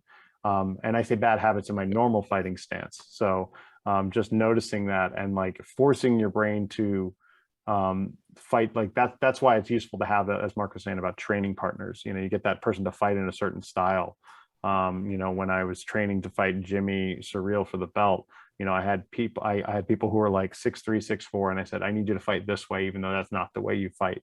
I need you to do these specific things, specifically to train my brain, because if I don't get those repetitions, I'm not going to be able to overcome it. And, you're already in an uphill battle when somebody is, 6, 7, 8 inches taller than you and has 10 to 12 inches of reach on you. So yeah, I mean, that's the big thing about, like, when Mark's talking about all these manuals that you can go through, is grab what you need out of it. Only what you need. Think of it as tools, not rules. You grab this tool, I need this tool, I need this tool. And Which I'm totally stealing that, by the way. Tools, not rules. Yeah, it's not totally I'll say it's not my saying. That saying I actually learned from a screenwriting professor, because I went to school for film.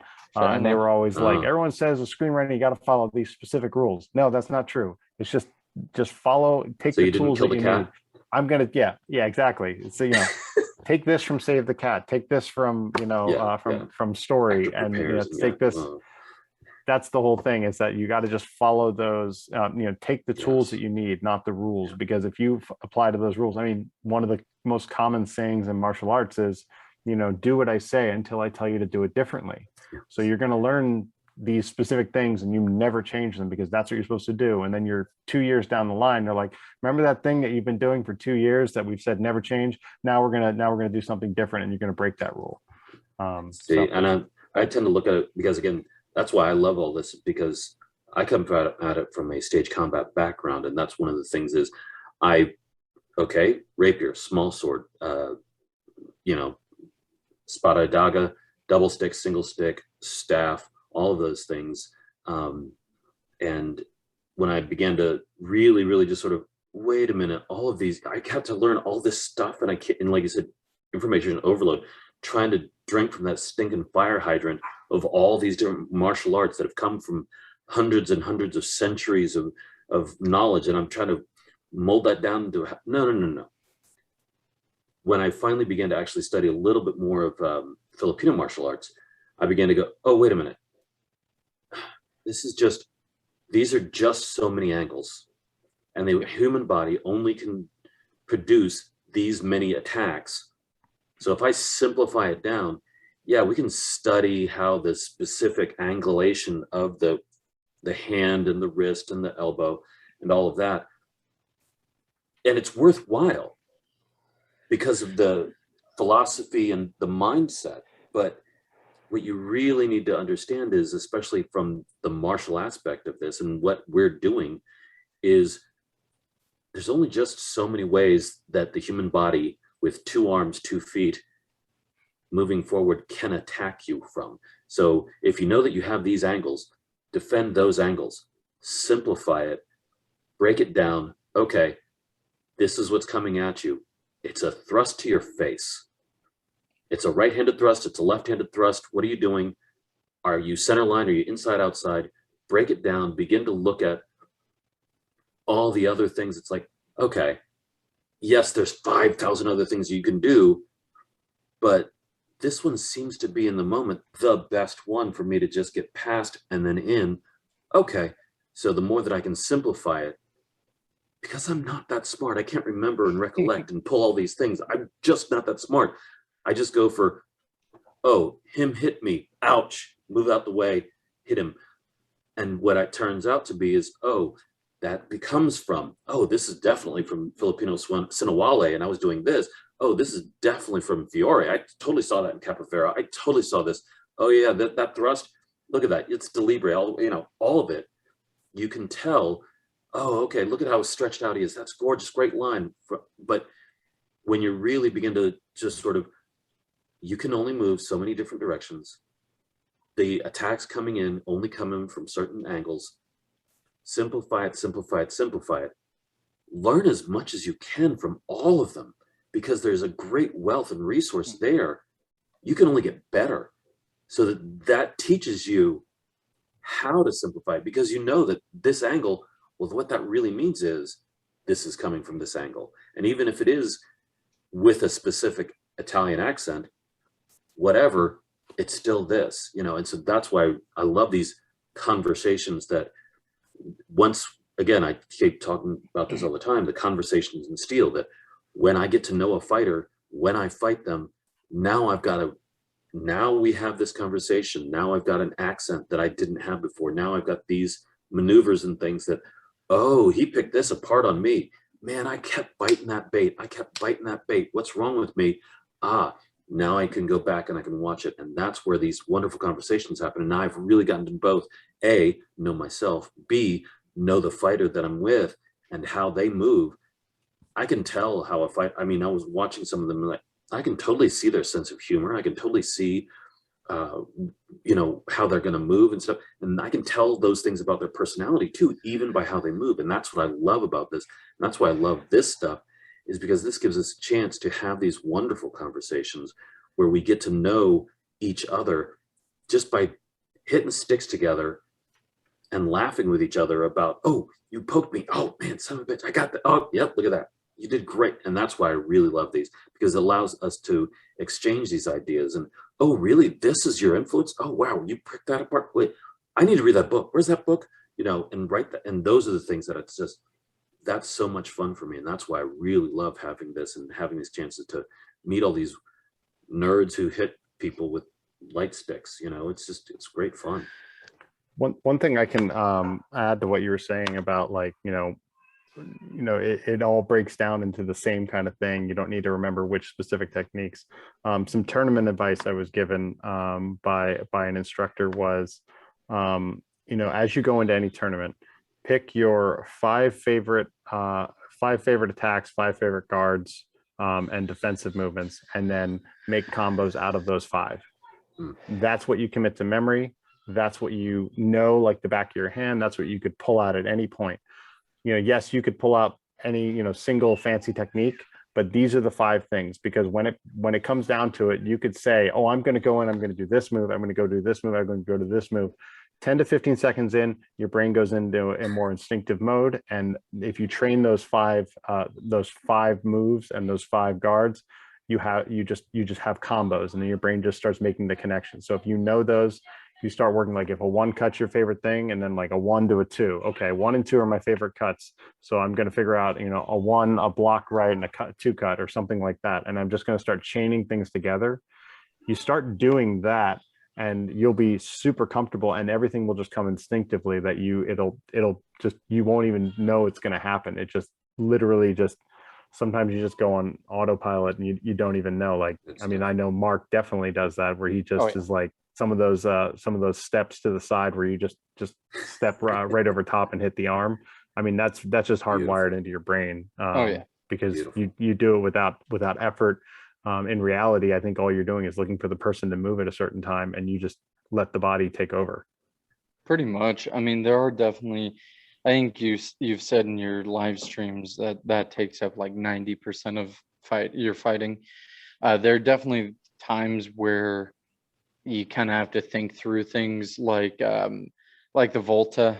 That's definitely one of those. It has to be the right, you have to read the right situation. You have to read their blade positioning and their temperament.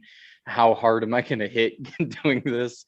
Are the judges going to see? Like, there are definitely techniques that are a little more complicated that you have to read the room on. Another one is the I know Hutton calls it a stop thrust. I can't remember. You have a different name, where you go down with your left hand on the ground, fully extended. With your back leg forward. No. Or your front leg? You lunge into a deep lunge and putting your left hand on the ground and stabbing. You have a fancy Italian word for that. I think Probably. I think it That might sounds be right. imbricata. Yeah. Right. That sounds right. So there are definitely techniques that need to be thought through, and you need to have trained beforehand quite extensively for that 1 or 2 times that it's going to happen. But yeah, no, it's you can definitely read your opponent's personality, and it helps to get to know people, but it also helps to win a fight. Like one of the first things we hit on today was confidence, or that I hit on, was confidence, being that Nicholas in the first fight was timid, which was a big chunk of why he lost that match. Reading their personality, reading their how they're responding to things is going to help with that.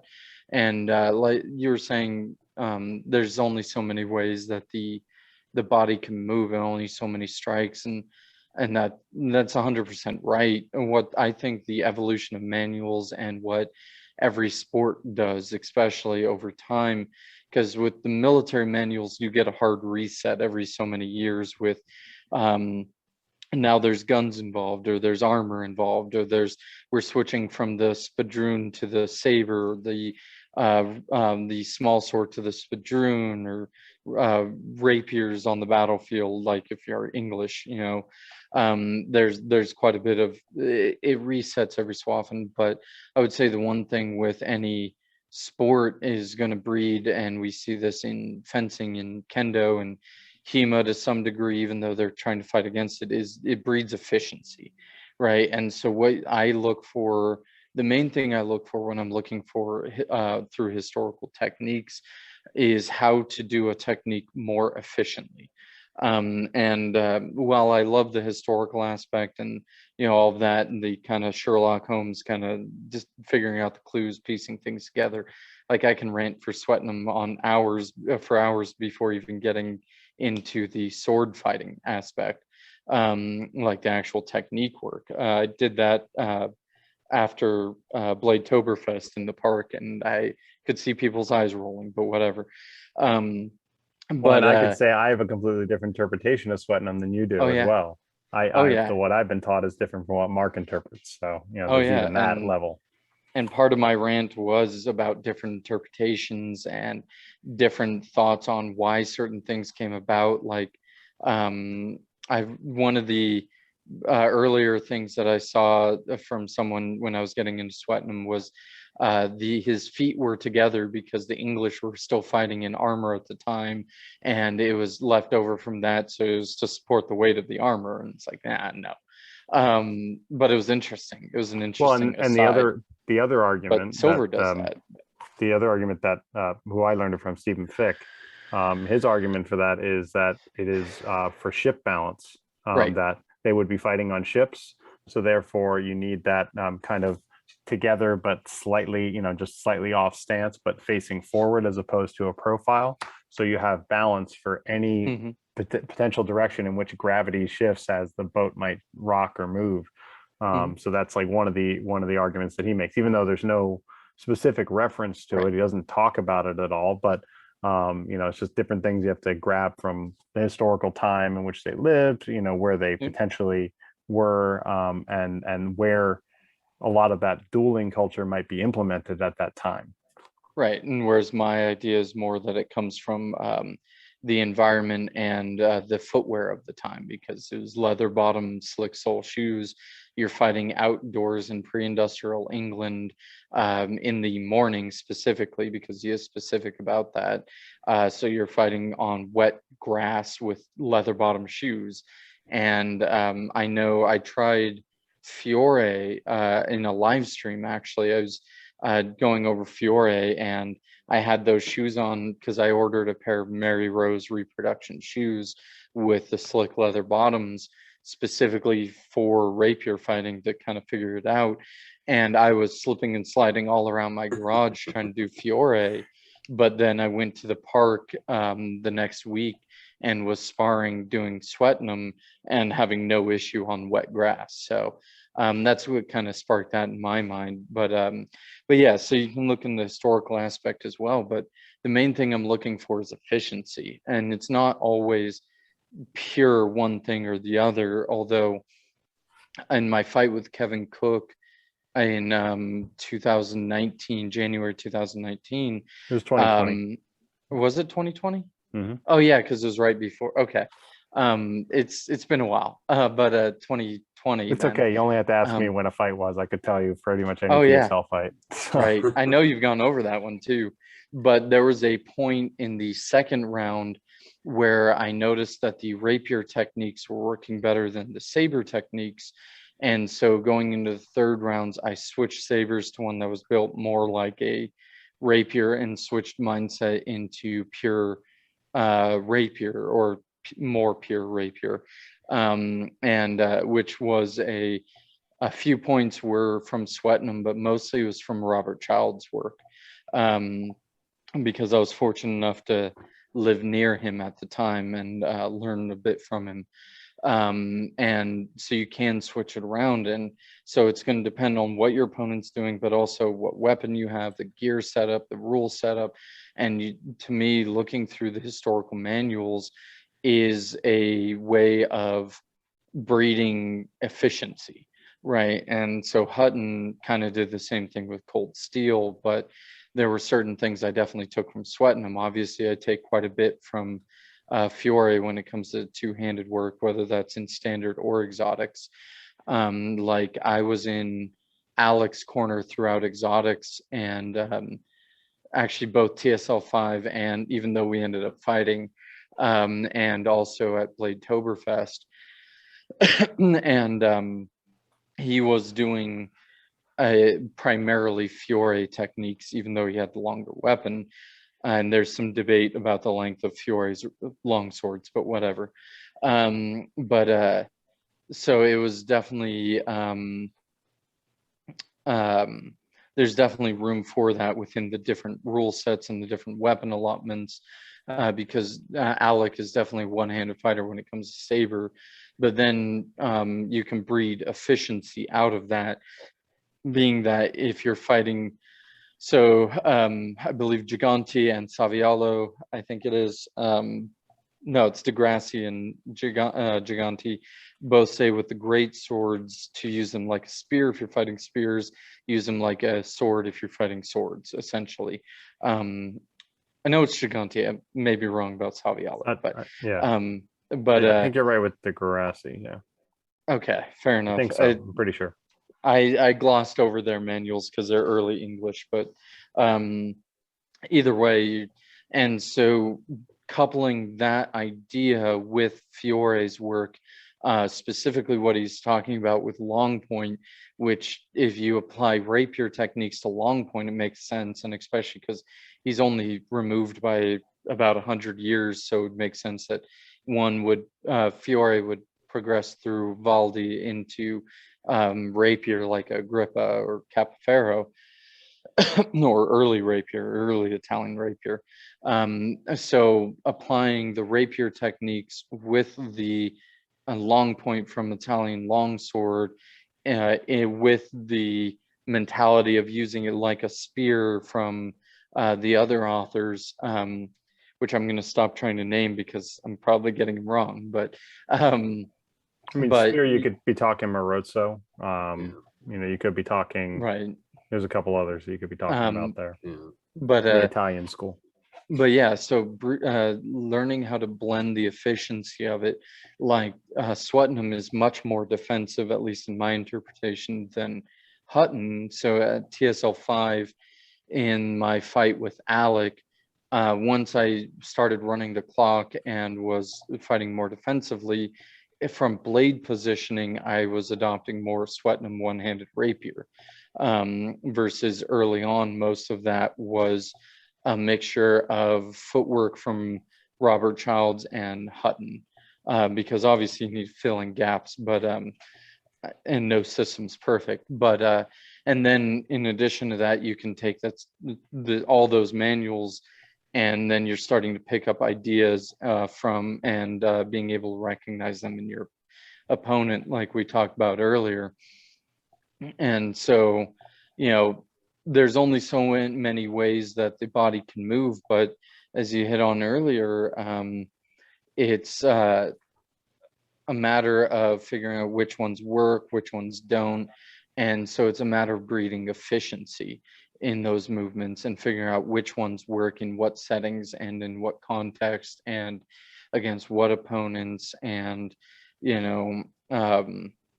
and trying to do that and trying to read what your opponent's doing in that context as well. So reading, I always recommend to people to read historical manuals, even if it's only, a few paragraphs or a few pages a day kind of thing. It's always interesting. And like right now I'm reading a novel though that sheds some light on dueling culture of early 1800s in France. It's or sorry, Italy. So that was interesting as well. They were fighting with he said swords, not sabers, and there were sabers on the table to choose from. And so the little glimpses of how that interaction went helped to inform, especially when you're getting into the later period saber work from Italy, from their sports saber, and I'm drawing a blank. Ridelli? Yes, yeah, because that's one Tom Amoroso studies out of, I believe. And so seeing how that kind of informed that, which and which I was definitely not expecting when I started a philosophy and literature reading list. But yeah, you pick up bits and pieces here and there. Another fantastic example of that is Sword Through the Centuries by Hutton, because he's not so much focused on the technique, but rather the context of what's going on, which can inform the technique and also inform how it's applied, which isn't hit on in a lot of manuals. A lot of manuals talk about how something is done, but not how it is applied. So yeah, it's an interesting road to go down. So One thing I'll add to the manual, thing, we've talked about Robert Childs a couple times. If you're not familiar with him, follows as we YouTube. said, he has a YouTube channel where he basically has, it is primarily based in rapier, but there are some drills in there that they're not rapier based at all. They're literally just like how to eliminate tells, how to, there's one with swinging tennis balls where it's about basically being able to think what's happening behind you, because he's known for being like this rapier and dagger guy that, like, he'll fight and they'll go past someone and then he'll block behind his back, because he instinctively has trained himself to do that. And as we said, he kind of created his own style. His style is unique to him. You can grab little things that he does, but in reality, he's just worked at, basically he's the most efficient fighter, because he's super fast, but he's not fast really for his age. He's at a good speed, but he just has zero tells. And I say this because I was at a tournament in February 2020 and I was line judging, and I line judged his entire pool. It took me about 4 or 5 exchanges to realize how fast he moved into my eye. But in reality, if you watch it on slow-mo, and there are definitely fights of him that are out there, you can see it's just nothing else is moving. That blade is moving, and there is no wasted motion. There's no wasted motion of his footwork. His economy of motion is just insane. And the funny thing is like, and he wasn't bragging. He literally said, "Yeah, I had to slow it down a little bit because you guys weren't seeing certain hits." Yeah. Because he's so efficient. He's not hitting hard enough to, like, with rapier, it bends. It doesn't snap people's head back, because that's, I don't like when people hit so fast and hard that they snap someone's head back unsafely. He does it so beautifully that it's like, well, the fighter knows they got hit, but they don't have time to recognize it. I mean, literally happened, I think, in that tournament, in the gold medal match.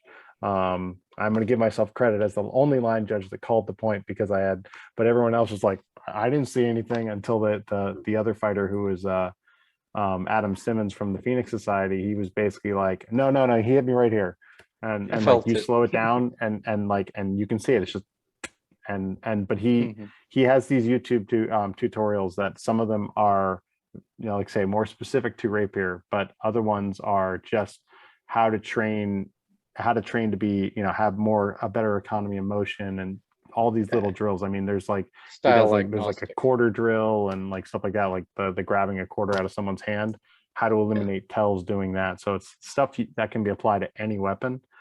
He is coming out with a book called Revelations on Rapier. I think that comes out in a couple months. He's finishing it up. So. He just took the pictures for it, I believe, 2 months ago. So it should be at least at the publisher in a couple months. But yeah, no, I'm not often as dumbstruck as I am when I've sparred with him. It with some of the points, you just sit there and laugh because well, he hit me. I couldn't have done anything about that. And other points, it's you know, there were a couple of points with sparring with him that I had to sit there and think about what just happened and replay it in my head several times in order to figure out what just happened. Yeah, And none of our guys know anything about having our people laugh when they get hit. That's we don't ever have that happen in our group. None of us laugh when we get hit. It's for a different reason. Like, I'll laugh in TSL because something's funny. I actually broke down laughing during exotics and Bladetoberfest at one point. I can't remember exactly what happened, but I just laughed about it. And they almost stopped the fight, but I regained composure and went back in. But this is more laughing that, like, I can't believe that just happened, and it's more of a failure of the human brain. There's nothing you can do. There's nothing you could can stop do. that. There was no decision you could have made in that exchange to have a different outcome. Yeah, exactly. And, Stephen Fick, my instructor, he's well known for being like one of the early HEMA practitioners. He doesn't he did lots of like the early days fights, like when they were handing around like photocopies of of treatises and things like that. Like that's how he's part of that. And he has fought so many people who like people who have written the transcriptions of all these things, and he's been around, fought everybody. And he's like, I fought so many great fighters, and he's like, Robert Childs is next level. Like, and he doesn't give out that praise like very easily, where he wouldn't call someone next level like that. And it's just, and the thing is it's not a youth thing, because I mean, he's older than he's in his 40s. So we're always talking about, one of the things that we discuss quite often is I always tell everybody, look, I'm not fast. And everybody talks about, oh, Roland, you're really fast. I'm not fast. I'm just quick. Again, economy of motion. I'm just able to just deliver exactly what I need to do, because everything else has gone away. Again, I've eliminated all the unnecessary movement because I just wanted to do that. Now, again, I'm not fast. I'm not, mostly the time, I'm not quick either. Every once in a while, I do exactly what I need to do. Oh, definitely. But that's rare for me. That's what I tell people too, because I am 90% disabled. I'm not fast. I'm actually pretty slow in most things, but it's the economy of motion. I've worked hard enough on getting rid of all the extra baggage that goes along with human motion that that I appear fast, because it's an understanding of measure. It's so I know when I'm going to be able to hit my target and when my opponent's going to be able to hit me. And then on top of that, it's a matter of if I decide to go, confidence, right? And like I tell people, sword fighting is 90% confidence. Have the confidence to immediately start that action when I say go, and then I have gotten rid of enough extra baggage that it appears fast, right? It's not fast. Most fighters aren't fast. You're weighing yourself down with a sword or with whatever else. You can get faster, sure, but most fighters aren't actually that fast. They're efficient, and efficiency kills. That's the thing that gets points. It's not speed, it's efficiency. It's like I harp on people coming from retracted positions, right? They're definitely moving their saber faster than I am, probably by a good margin, but I'm going to beat them to the punch because I have a shorter distance to travel. I have less tells than, and that's just one big tell coming from those retracted positions. And you utilize footwork and angles to increase the time of that's the big thing too. Is like when you start working those like that I've been trying to work on lately is, what footwork can you do to increase the time of your opponent's strike and decrease the amount of time it takes you.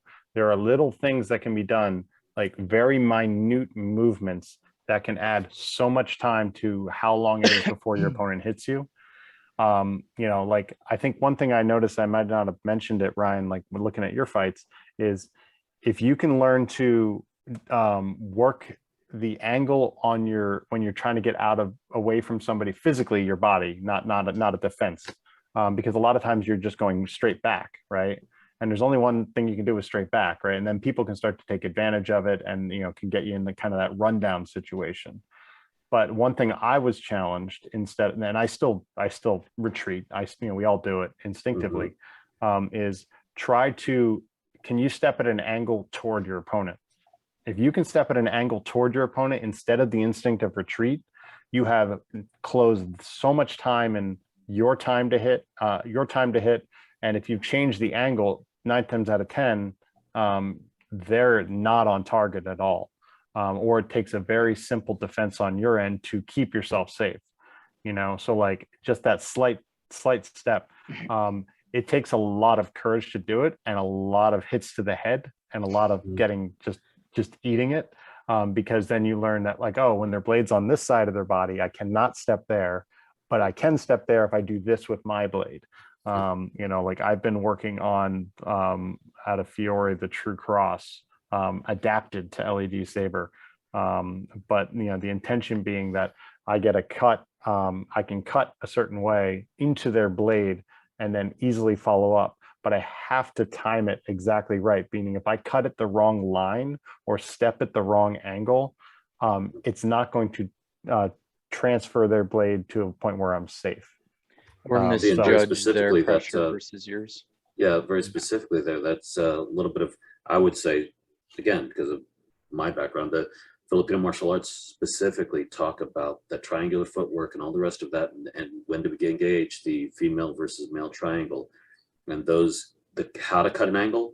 And again, it's not a full step necessarily, it's just a half step or whatever else, but too often, most martial arts, this is a step, it's one step is a full step, and then this, no, it's just a little half step, it's a little bit of, maybe even just a little stutter step, or the other way. And again, if you can just gauge those triangular, you know, engage the triangular footwork of where do you have that angle, and is it just simply a shift? Because if that's all, again, kind of motion, if I'm just got to shift just a little bit. One time I think I was fighting Vince one time, I was watching Vince fight, and he was in one of our sparring matches a couple weeks back, where the guy was just very specifically just coming right here, bang, and then Vince, who had been proceeding forward, suddenly stops. The blade comes right past his chest with that much room, and then he just backs away and then goes back in. And I'm like, yes, that's how you measure the distance. That's exactly what you need to do, and that's how you know where you need to be.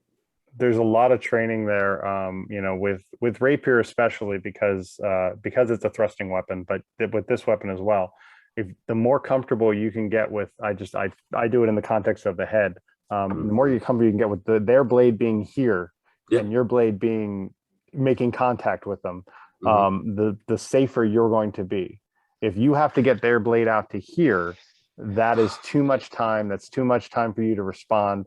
But here, if you can learn to live there and feel comfortable there, because some of that also with newer people coming into the sport, you know, you have to train that instinctive, like that people don't want something swung at their head. So once they know they're safe, and they've trained out that kind of that shell kind of action, you know, and get really comfortable that, like, if I step this way and I do this with my weapon, their blade will end up here, or it will end up, you know, pushed off to the side, pushed off just enough to the side where I can make contact.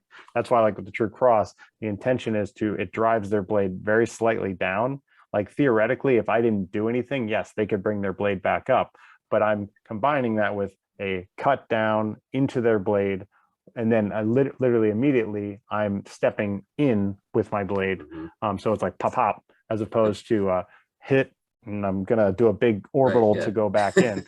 So it's like more in that pop scenario, but I'm also taking an angle. So if for some reason they get extra time or they can get back on time, I've added to their time by just taking that little angle. And I'm literally only talking the width of my foot to the, maybe to the, let's say to the right in this instance. Yeah, and I tend to explain it to people as like a road closure sign, right? Because a sword fight, whether it's with lightsabers or not, is inherently a straight line between you and your opponent. We like to think about circling and all of that, but really, if you have the width of a fencing strip, you have enough room to sword fight.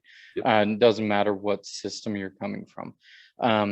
But if you can add in those little road closure signs, you know, if you're talking about like Google Maps, right? Because everyone Googles things nowadays.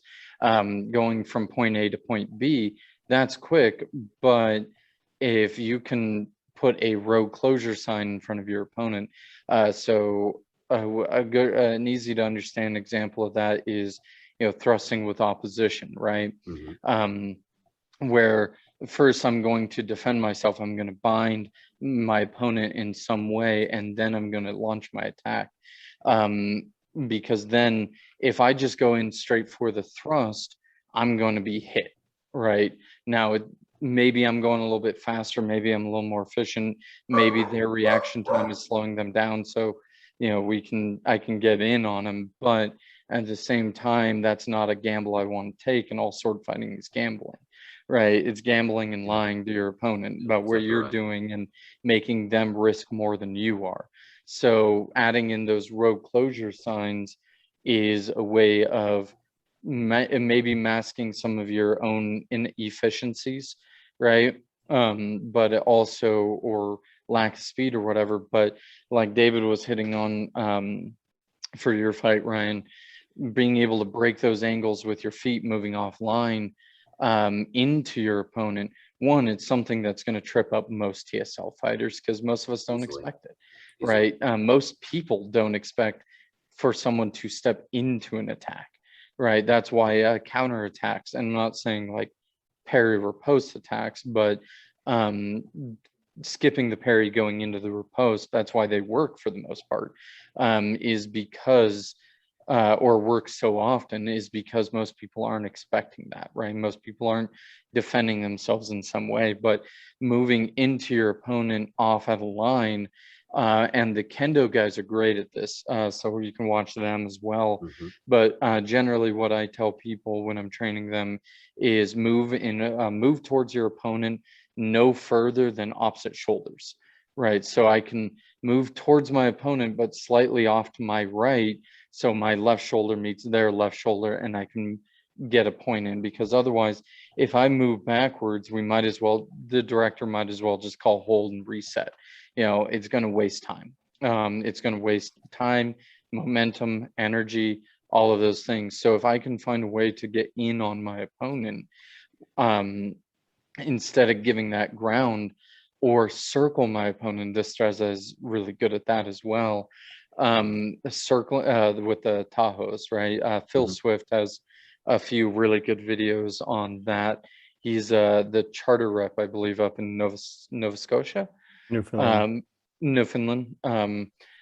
But he is a Destrezador who's at least pre-COVID was going to Spain pretty often to study, and he is a phenomenal resource to talk to.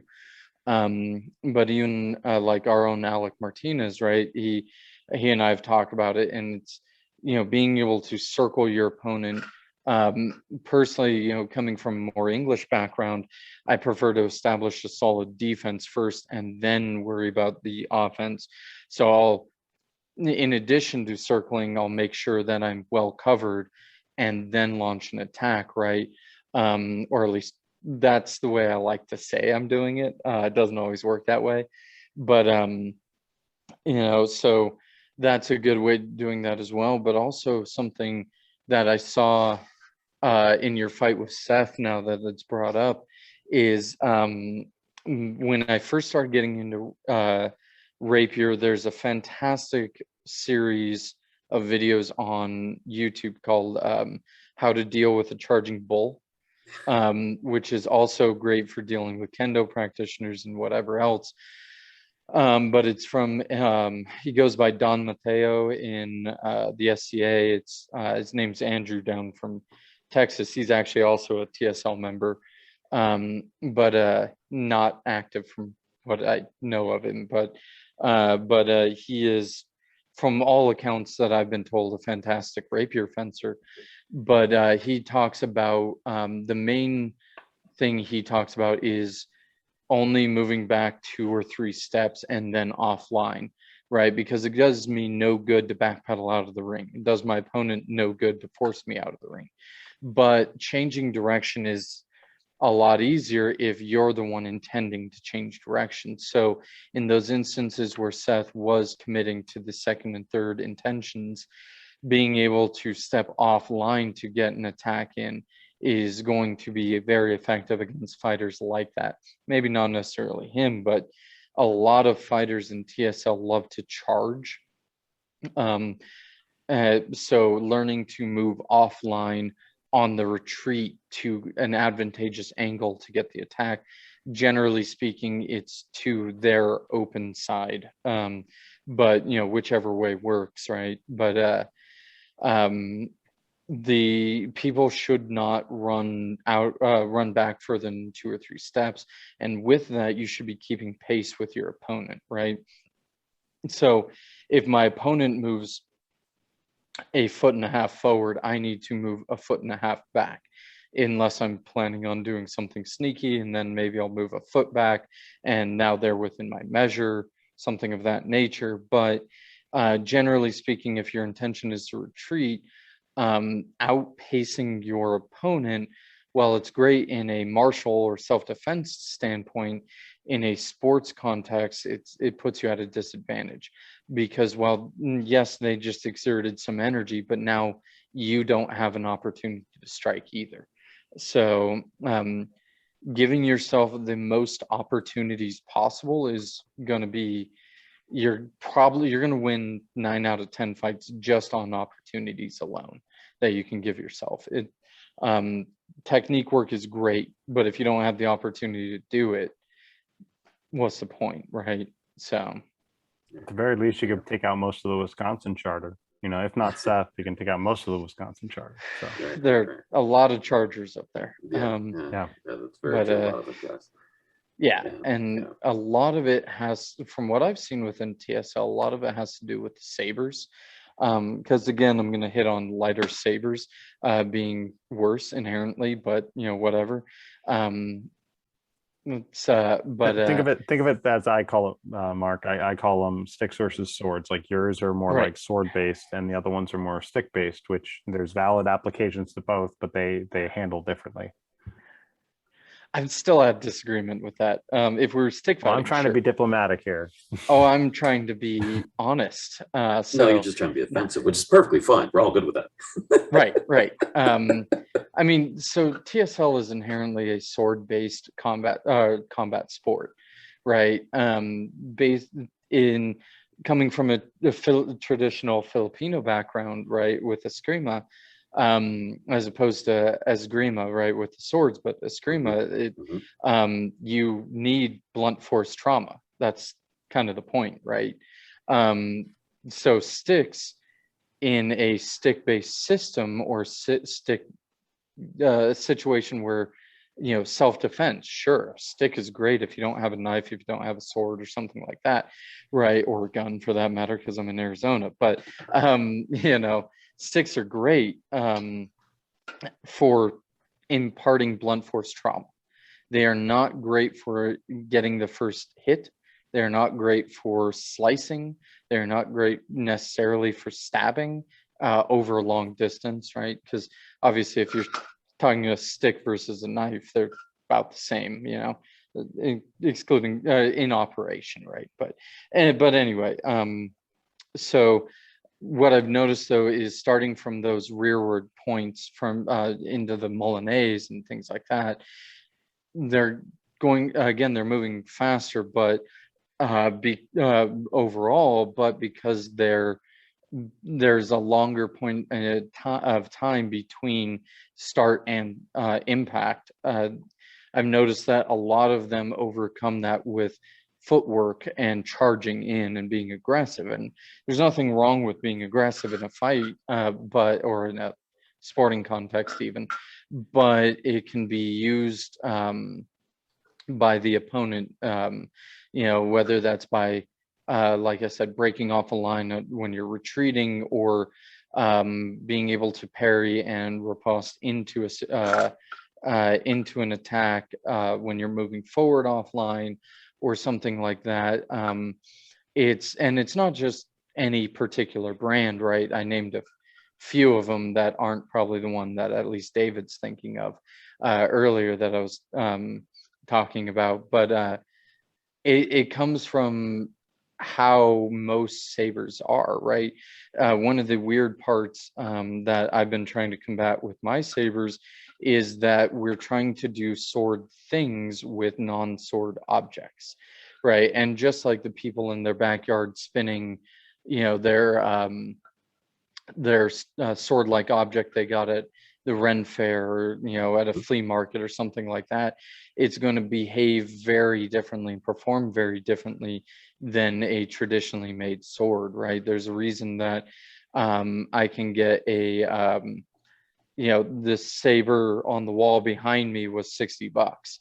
This saber was $250 because this one is safer, but two to hit people with, and two is not stainless steel, and three performs very differently. It performs more like a historical saber it would, right?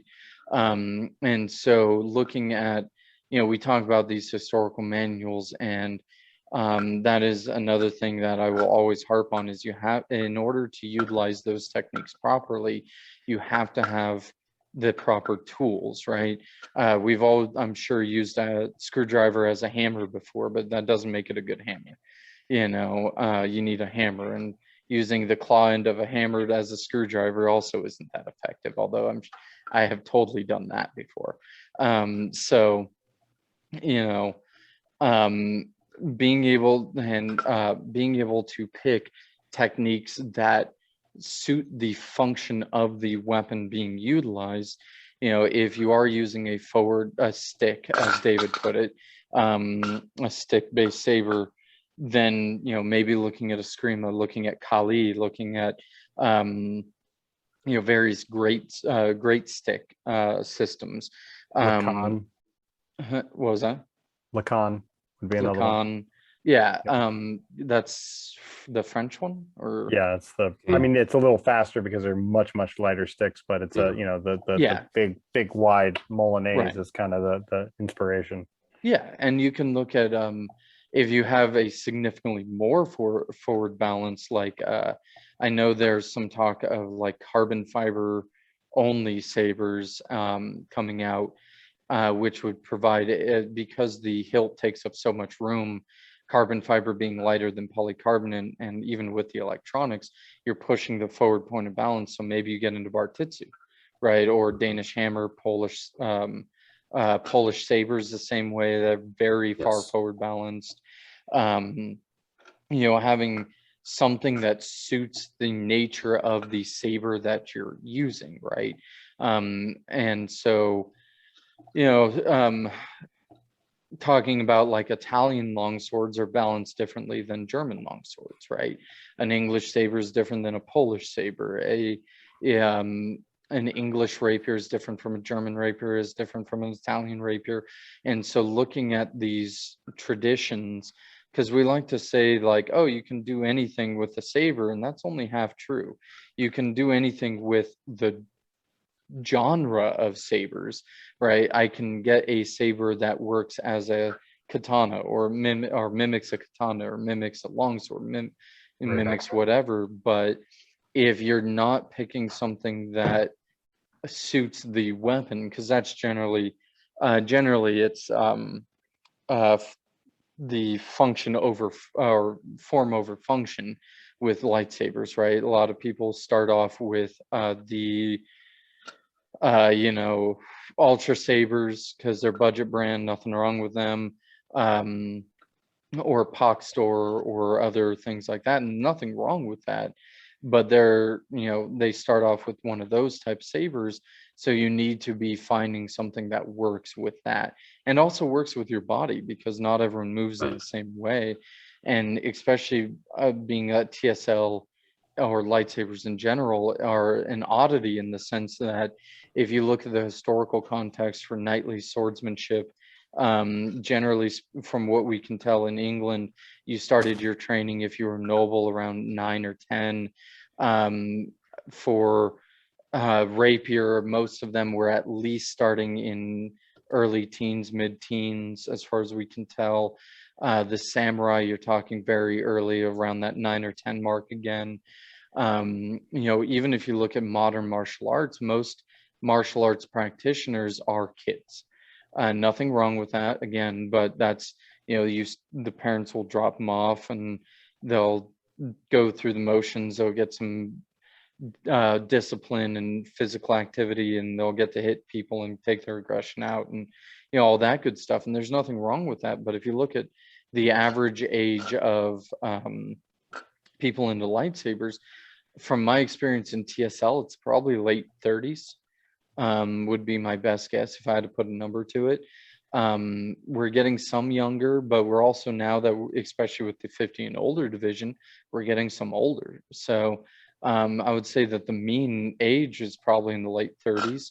The median age is probably a little bit older than that, from what I can tell, because we have some older guys throwing things off. But the mean age is probably in the, Some of us are much older than that, but yeah. Right. But I would say the median age is probably in the late 30s, right? And so one of the things that, especially taking on the instructor role, for anyone out there doing that, who might be watching, or anyone else, but you have to either choose to reprogram what could be, the oldest person I've taught is over 50 now. He's actually Greg Stevens, the guy I went to Blade Fest with, or Blade Toberfest with. And so I either have to choose to reprogram 50 plus years of movement, which is not going to be easy, or find something that kind of fits how he's working, how he's already moving. So which is another great reason to read historical manuals.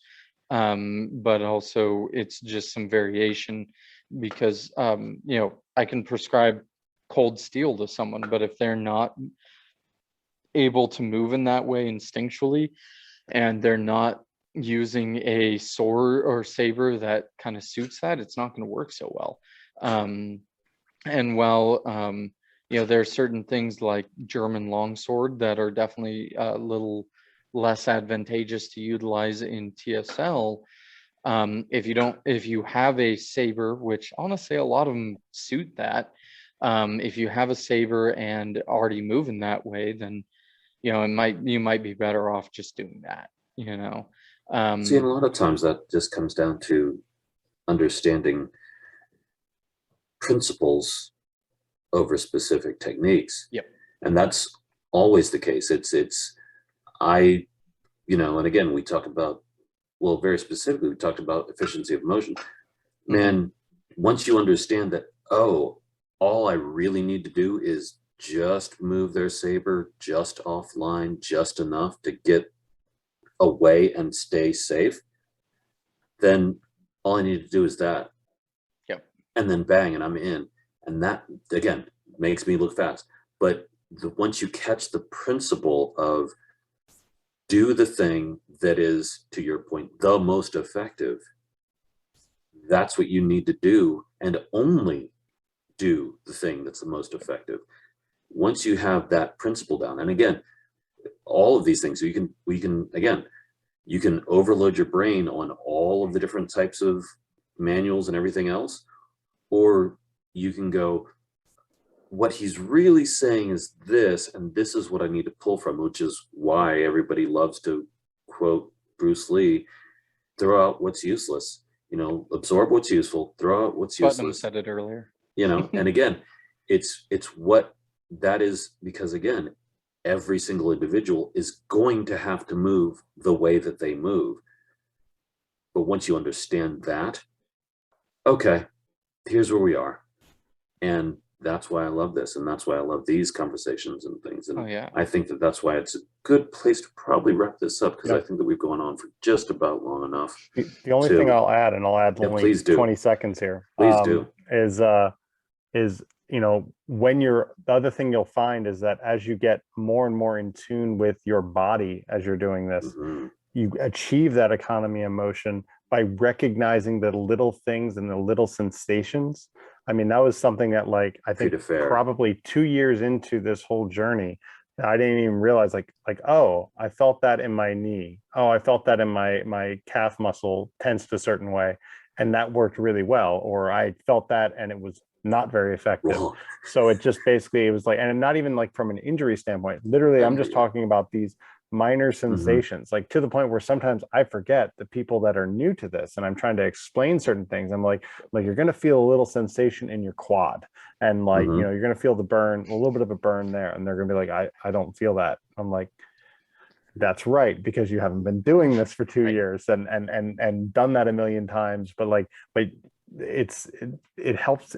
I found it helped me so much to refine techniques once I could listen to literally every single aspect, every joint, every muscle in my arms, legs, torso, and all my whole body, and understanding that those little sensations of, and then applying that to where it's successful and where it's not.